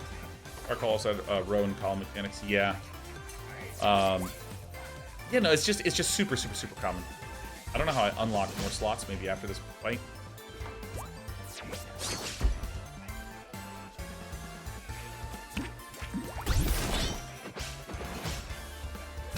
Always feels like a good turn to play into.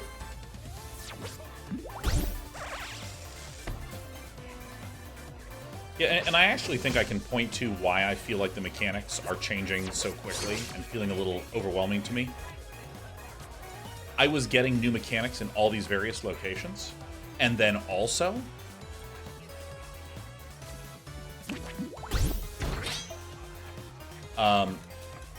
my opponents were playing tons of new cards with new mechanics. So it's new mechanics and new cards is already a pretty big cognitive. Wait, why did my dude die? Why did my dude die? Why did my dude die? Oh my god, I wasn't looking. Oh my god, I'm the worst player ever.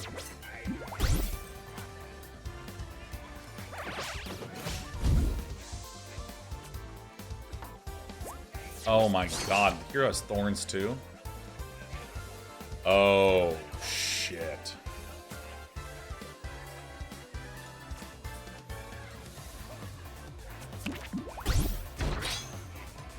Alright.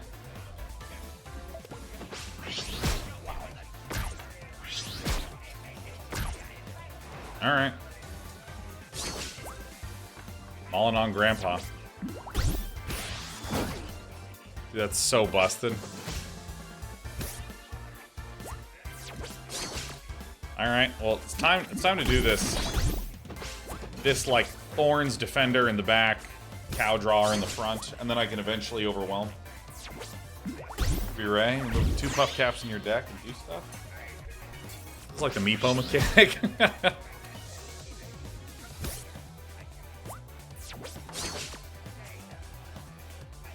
Relentless.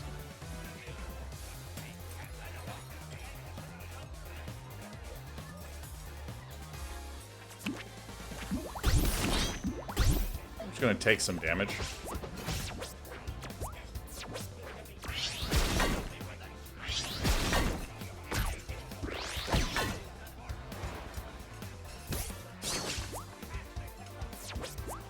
Yeah, no, I miss my cannons. Sweetheart, you are just so cuddly today. Here, look, I can hold on to you. Oh my golly fuck. What is going on here?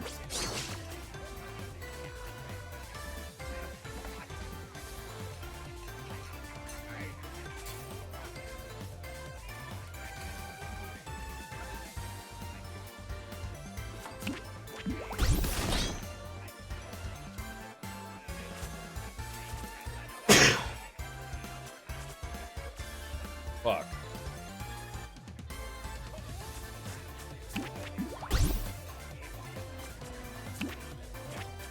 Ugh. Space is the place.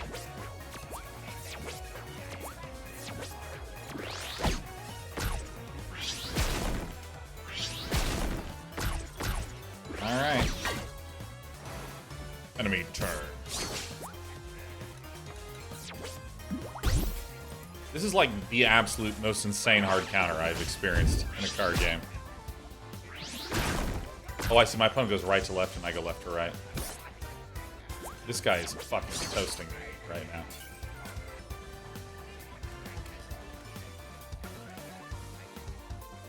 So I don't actually have a lot of bombs.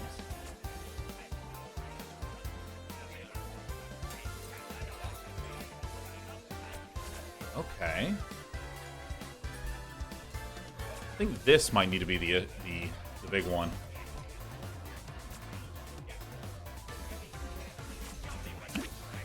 If I do this, we should be okay. We shouldn't die unless some extreme shit occurs.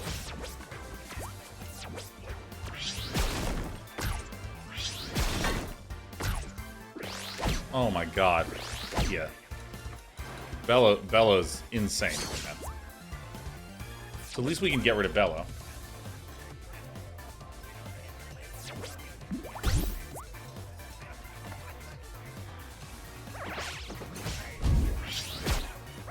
That's really good news. Cow dies, totally fine.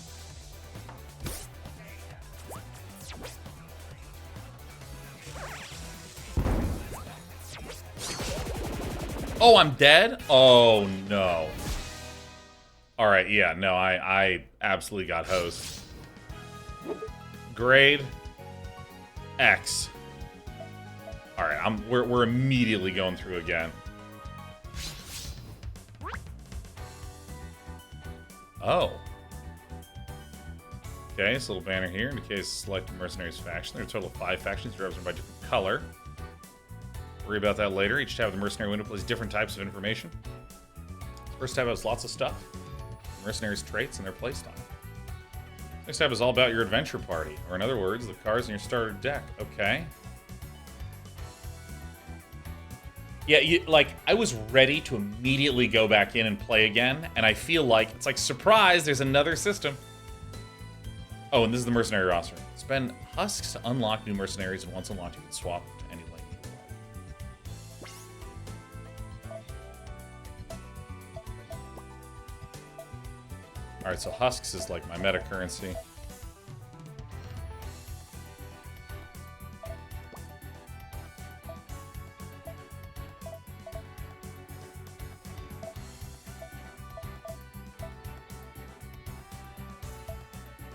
So can I not get any of these things?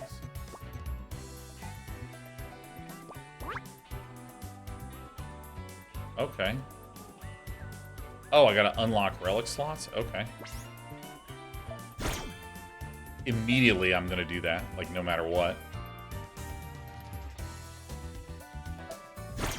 Seems good. So I can come back here and I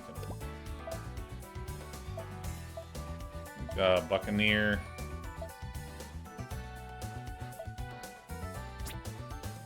Yeah, I like the card advantage plan a little bit more.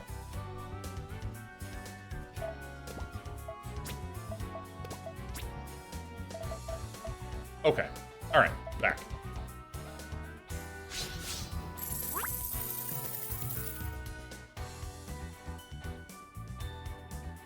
Yeah. Holy shit. Cross an eye on the place of riches and unruliness. Great. See a floating name here? Southron sees Vilt. Jesus! Holy fuck! You know, there's like...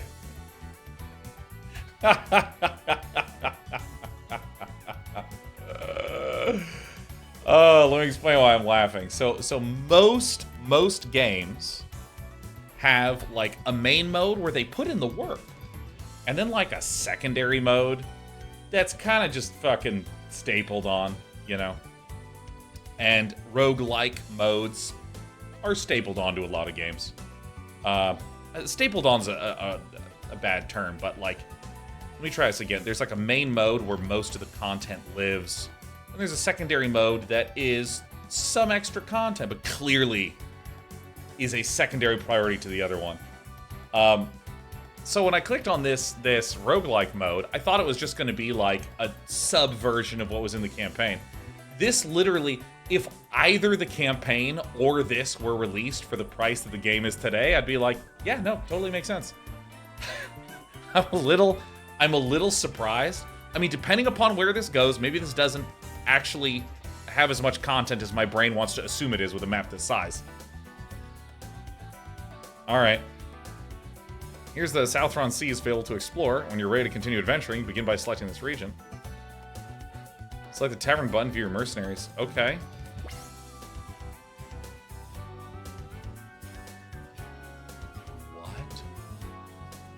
What?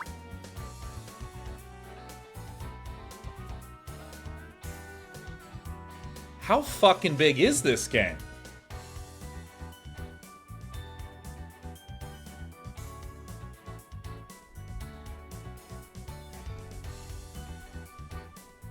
Holy.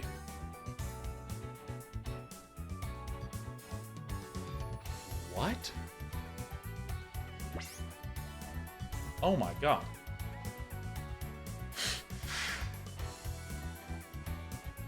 Okay, so I mean, there's so much content. So if I do this, am I in the correct mode? Wait.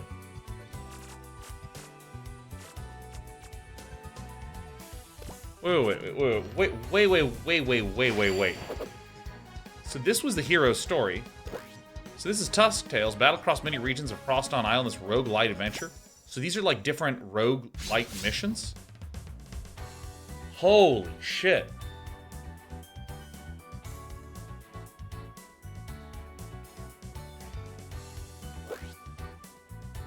You know what's the funniest thing of all? This game's actually in early access. You know, I'm used to games in early access being like, all right, we have a capsule that is movable with a controller, and it can punch rocks to make stone. You can't craft anything with the rocks. You can only punch them. Yeah, Jacob Gosler says this is late access. Yeah, I kind of agree. Yeah, I mean, because here's something that always enters into my brain when I am playing an early access game is, what are issues that feel absolutely unfixable?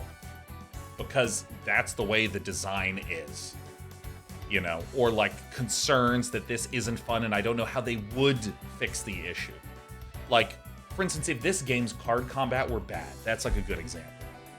I think that the card combat has so much shit going on in it and like has a lot of known proven mechanics and a lot of clever twists on known mechanics. Great. If that were bad, I'd be like, ugh, I don't know.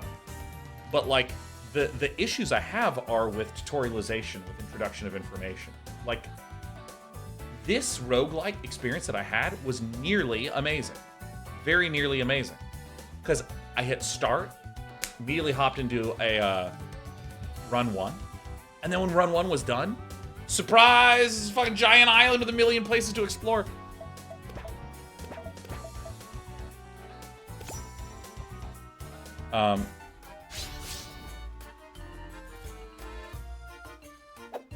Got it. I see. Holy shit, there's a lot of stuff here.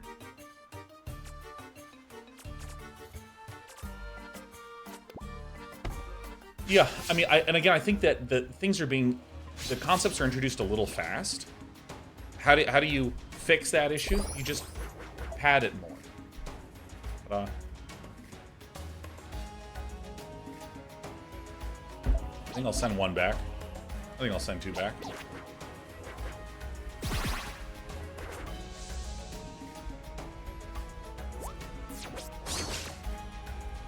Shrike says, my suggestion would be for them to not introduce a giant island full of locked things you can even do until after you beat mission 1. Yeah.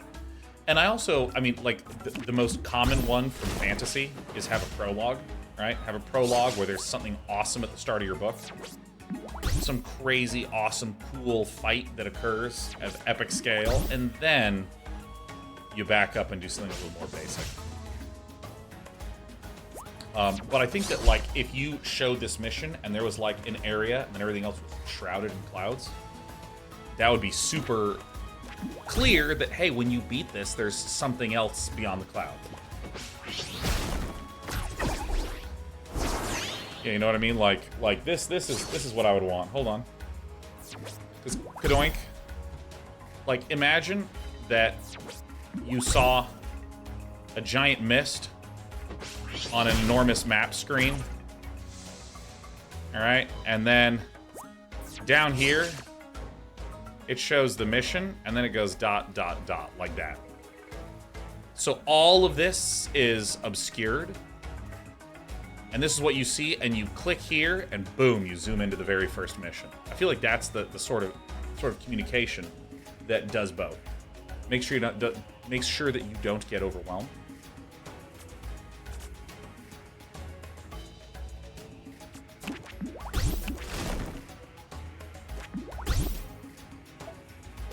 Yeah, make sure that you don't get overwhelmed, and also make sure that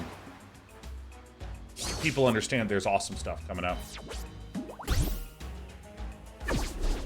Wallace Lovecraft says, but Mario World, Mario 3 showed the entire map that you're in and was fine.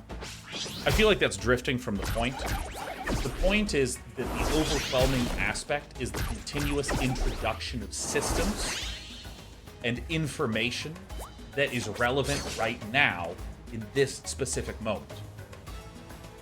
If you show me a map and there's nothing interactable and there's only one thing to click on, I don't have any issue. And in Mario World, Mario 3, it shows you an entire world and there's nothing to do except go to your first mission. Oh shit, this guy's gigantic. I have a cannoneer? I don't have any cannons. Oh my god. Alright, focus on the other lanes. Again, the point is not maps are an issue and it's too overwhelming to see a full map. The statement is too many new systems and mechanics being introduced repeatedly that in this case are connected to a map. Connects to the point we're talking about. Oh, this is great. Fill your front row of doomed recruits? Hell yeah. Hopefully that makes sense, Wallace.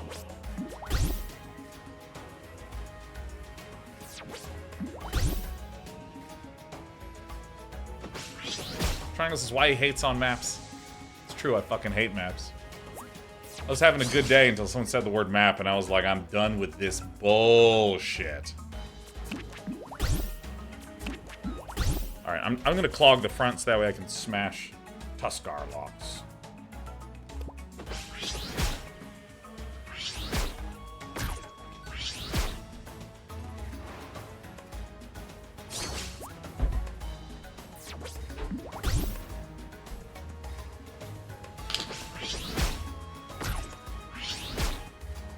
Yeah, I guess, and let me again make my point about early access more simple and more clear. My point about early access is this: I tend not to play a lot of early access, and when I play them, I tend to be concerned when there's fundamental gameplay problems, and I tend to not be concerned when there's things like tutorialization problems, like what I've been talking about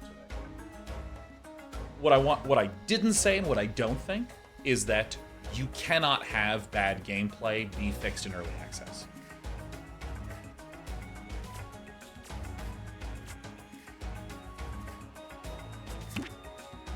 Let's do this.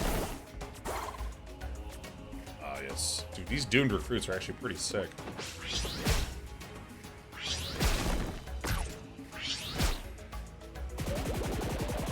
I miscomputed the right side. We won. We're the best players that's ever lived.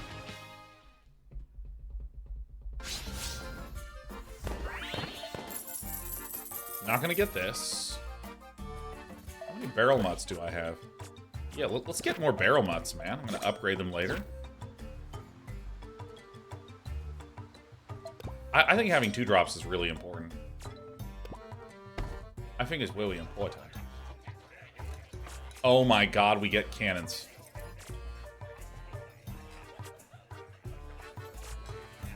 I want this cannon boy, I think.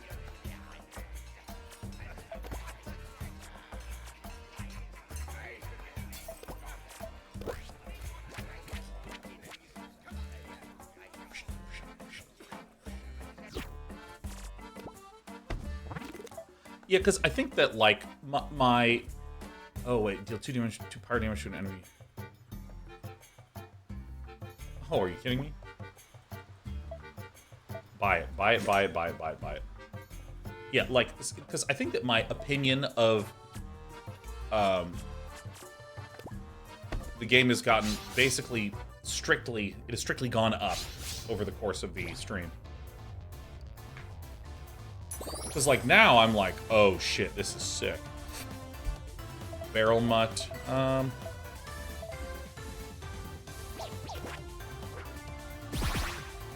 want to play this one again. Oh, yeah, these are 2. Oh, sick.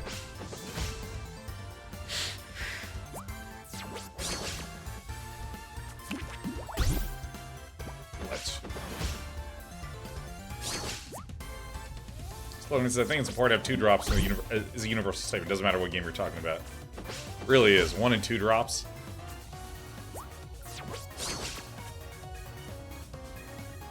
Well, all right.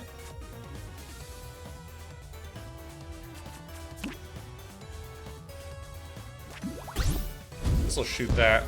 Well, I think this is okay to like do this little exchange here because it'll make a new pirate.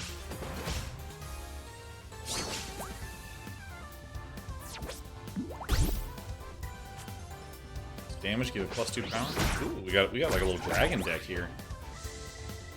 Dude, oh, I got a 1 mana card. Yes.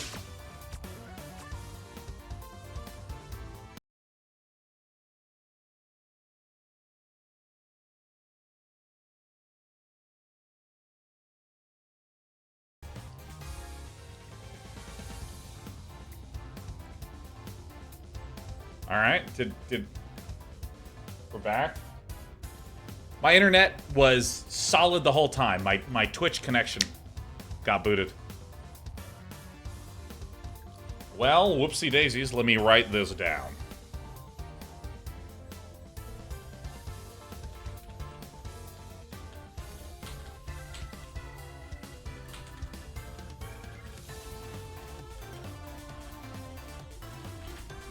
Okay.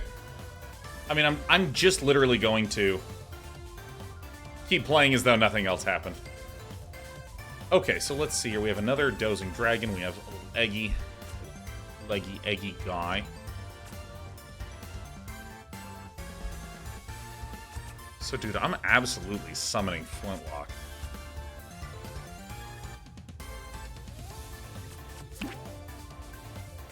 Like this, because these 2 are going to be dying. Wow.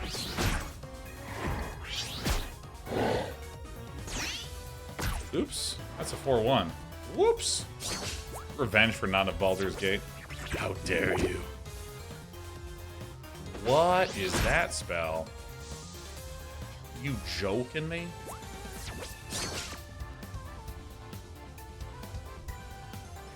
Okay, so...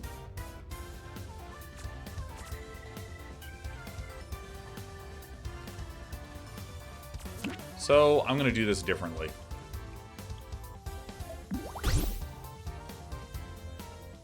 I did not mean to place it here. I meant to place it here. You are gonna shoot. Oh, it shot the face. Alright, so then that one dies. Now with 4 mana left, this allows me to put... This is the one that I'm worried about, so I'm going to first put this guy here. Hopefully it shoots there and there. Alright, great. Alright, so everything turned out great anyways. Oh, that turned out as great as it could have gone. Alright, cool. So now I can play the main pirate captain in the middle. Perfect.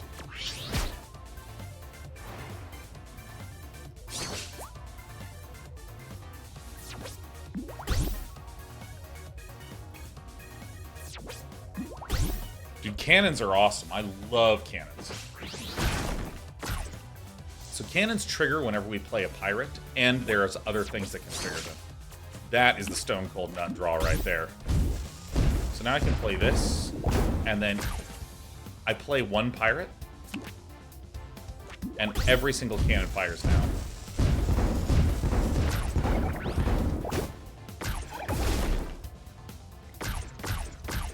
I really need to read what that card does. I really need to read what that card does next time. I think that's good to do. Whoopsie fucking daisies. Alright.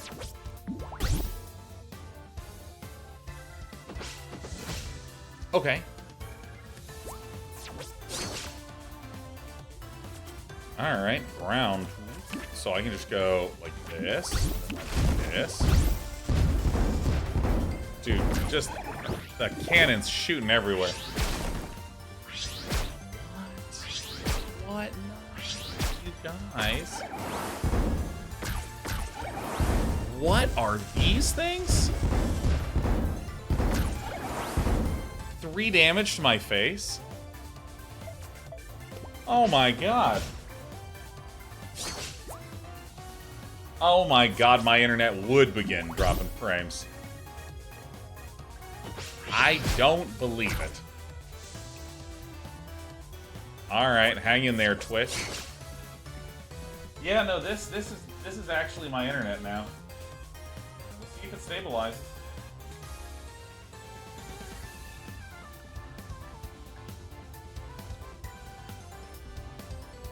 Well.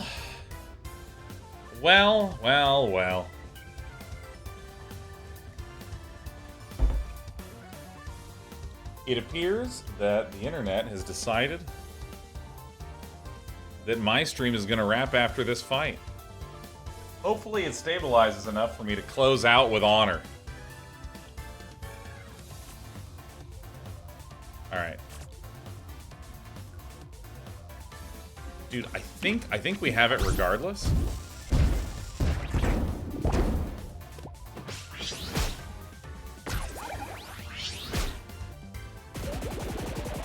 Alright. Okay. Okay, it does look like it's stable.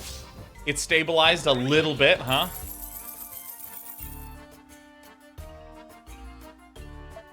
Wrong.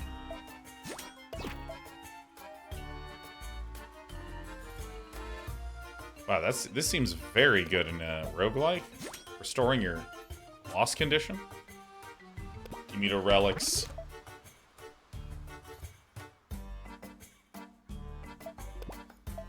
Let's do this.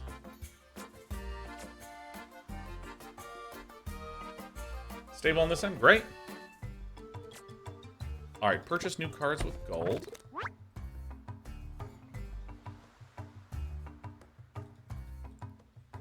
Yeah. I've purchased things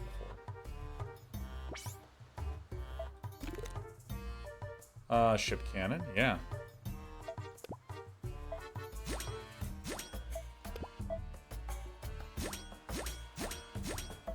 Perfect.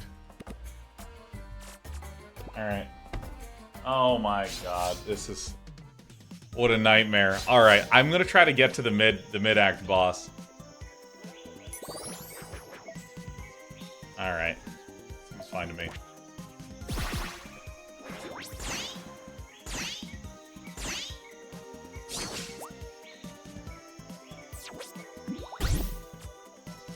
This having Hothead and dealing 3 damage is great.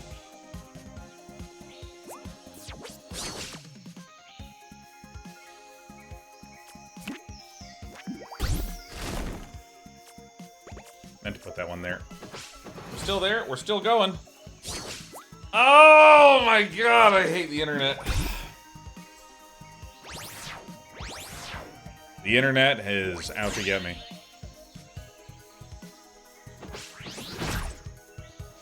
All right, well, we're gonna try to hang on. We're gonna try to hang on and hang strong. Oh, dude.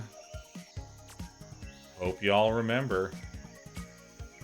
So if I put this here, and then I'm going to place the monkey, and this guy is going to hopefully shoot this one. All right, well, that's still... And then we're just gonna end the turn.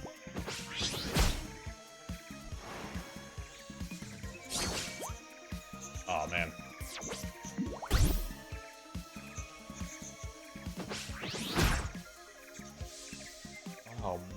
Oh, so frames should be going a little poorly here. Ay. This is miserable. I apologize, everyone. I apologize. For I am sad. Hell, that's what we love to see. And then this will kill this for free. Which is fantastic news.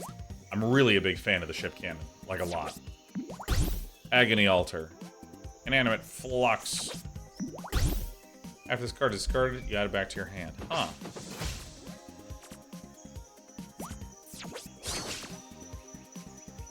I never leave room for this guy, do I? I never will leave room for him, will I? Strange to know those things. Strange. Alright, well. We'll do this. Boom.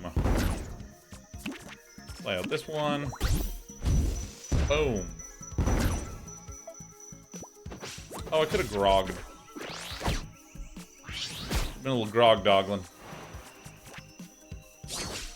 The Spectrum is so annoying. Maybe drop bitrate source resolution. It's a no-go. It's dropping way too low. It's just a thing that sucks. I assume this is like a barrier type thing. Yeah. Okay.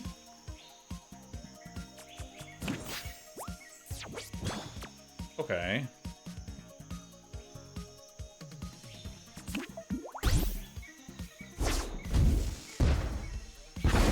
Alright. Board is full. Go, everyone. I mean, honestly, this thing that was like... Oh, is this guy tough? Alright. Enemy turn, what are we gonna do? How is barrier different from tough? Barrier prevents a instance of damage. Tough reduces all damage received by 1.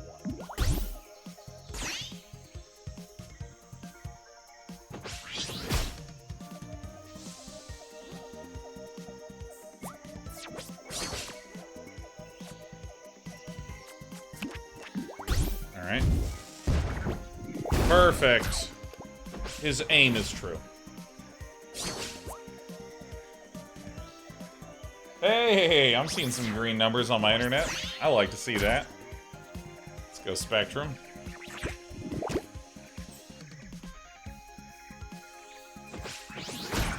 Hey, it's staying green. Hell yeah. Alright, what does this guy do then? Alright, stream continues then.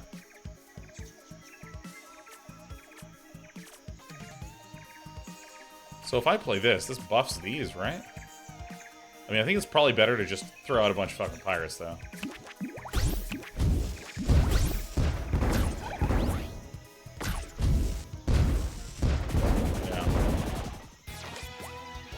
Yeah. See, I like when a game is mostly gameplay. I like that. What is this? I think this is a terrific card to get. I like that a lot. Gale the Wind Knight?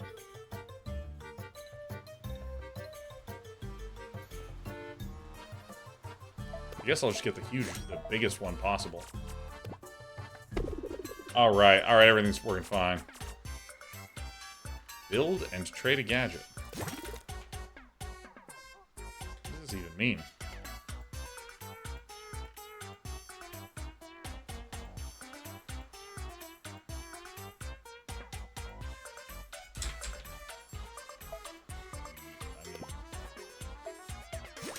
I don't really know how this works. I mean, is it just something that's like in your hand permanently? I don't know.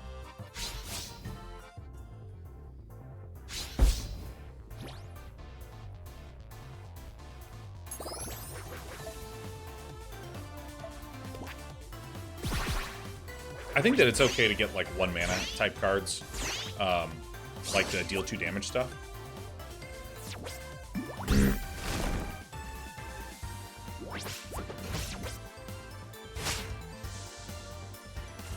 What?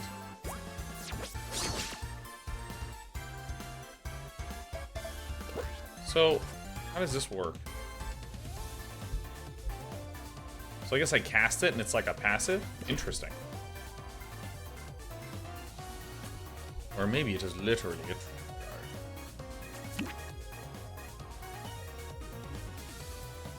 card.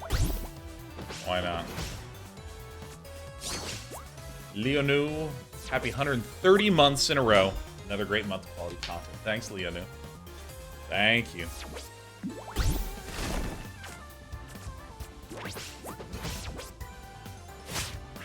Jeez, this guy's just chomping my deck up. Okay. Oh. Don't mind if I do. Tuck that in the back. I expect that my 4-2 will be dead relatively soon. But I do have my cannon maker. I'm getting ready to clear out the front row, you know what I mean? What the fuck? Shit! Oh, it's eating all my favorite cards.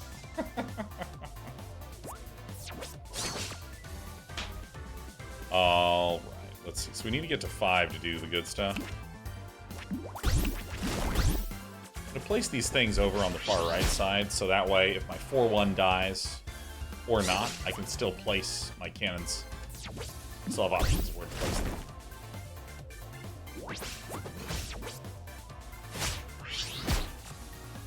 25 cards in the fucking deck.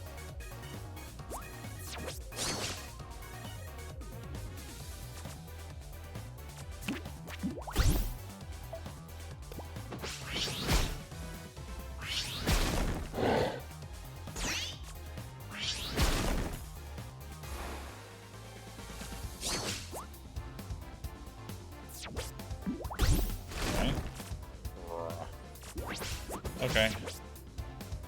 Ow.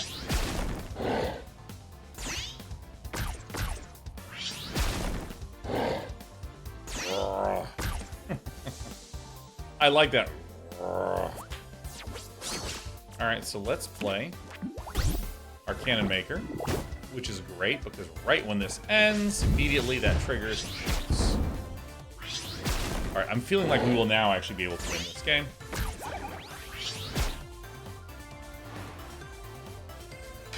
Hopefully the 4-1 doesn't just shoot my guy, draw a card, deal damage to all minions. Well, that's the worst news ever. I'm so sad. My guy.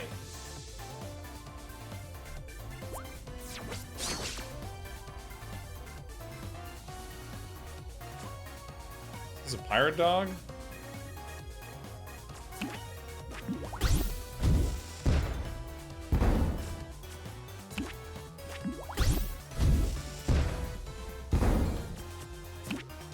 Okay.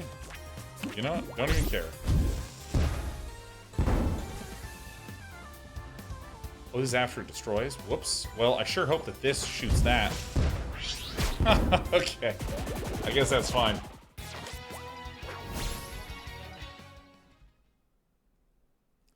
Close.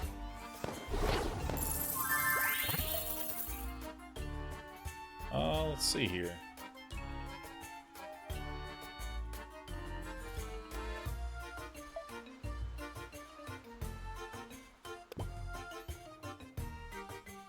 Yeah, I'll do that one. It says cannons. I love it.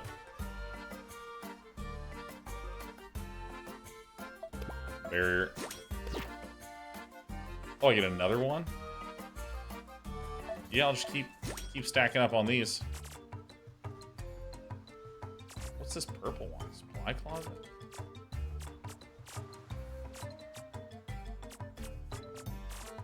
Okay.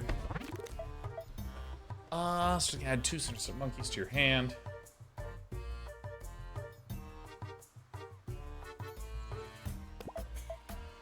Get rid of that one.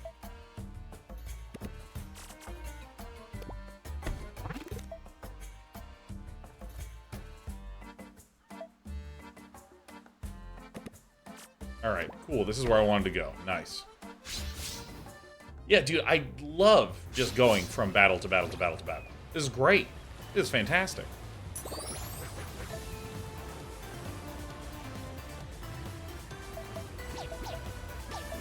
Probably just want cheap things. There it is. There it is.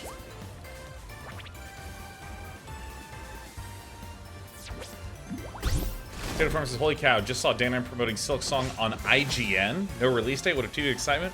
Wait, IGN? Do you mean the PC gaming show, perhaps?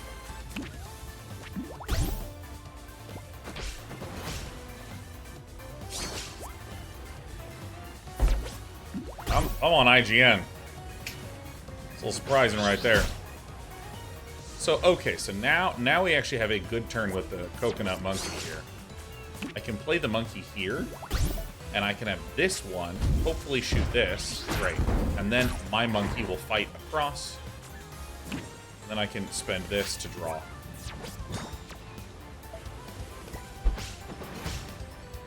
Maybe there's an article about you.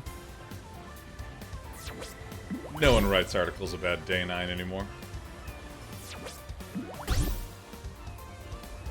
What is that? How does this thing work again? It's my pyro damage is +1, death give a friendly cannon +1 power, damage from fire. Okay.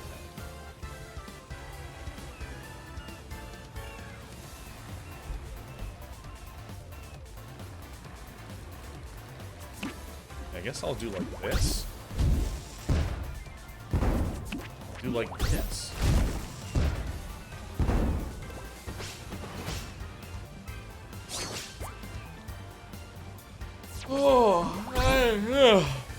Strikes there were articles when you founded your company. I guess there were, yeah. That's a fun joke to make. A fun little bit of deprecation.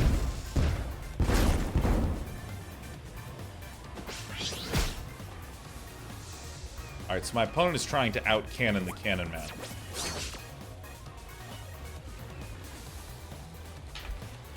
Okay, so I'm going to put the cannon here. Then I'm going to go ahead and play Coconut Monkey, and I want this one to fire. Almost every target is good, except for... Whoa.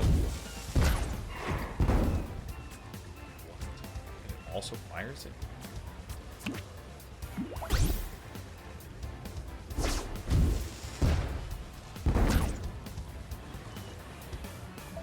Alright.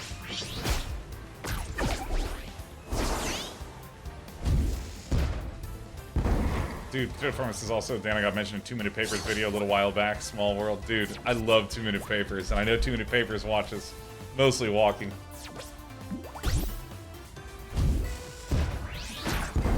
Alright, nice. We are semi-stable. No, that's the last thing I want to see. Player turn. That's a pretty good draw, but... Ay, this is rough. So this is going to be close. I have to play my hothead guy here, and I'm hoping it shoots here. Oh, no. Fuck.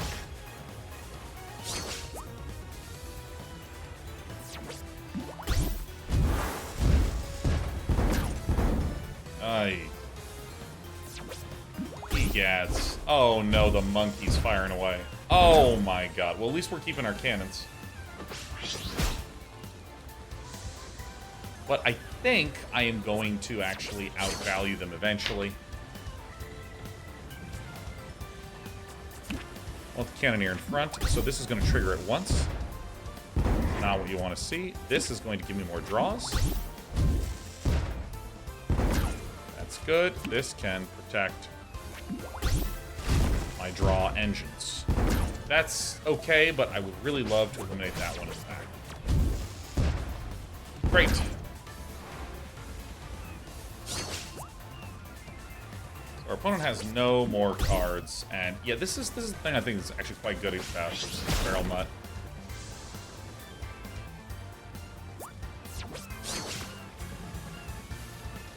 So how does oh, so it's like a little widget thing.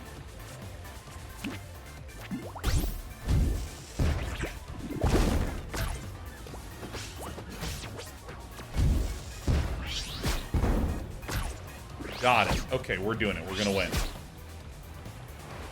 Nice. Excellent. Well, hey, it looks like our internet is stabilized. Sorry about the flub-up. So can I play this on top of this thing? Play the captain here. Nice. Excellent. Perfect. Slow and steady.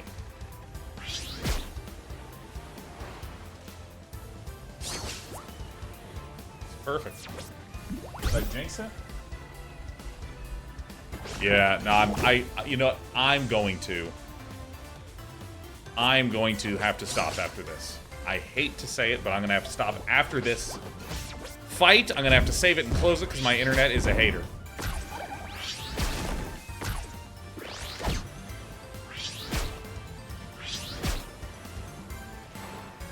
Alright. Can't believe it. Why would it go down? I'm gonna go insane. Alright, here we go.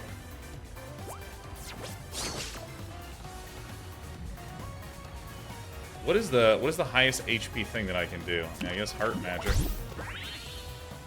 I mean, the game is sufficiently fun that I am angry that I don't get to keep playing it on air.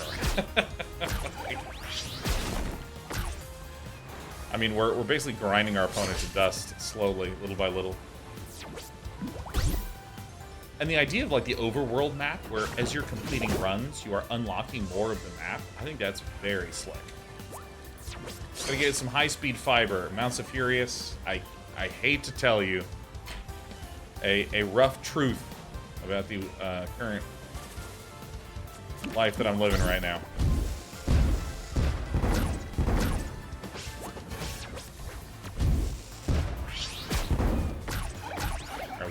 Right, we blowed things up. Bang. Bang. Alright, I lost my emotional comfort pen.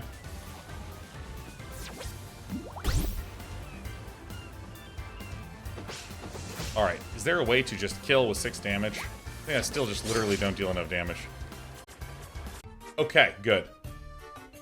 Well, hey! Once again, warm thanks to developers for sponsoring today's stream. I apologize to all you viewers at home that our internet has cut things short.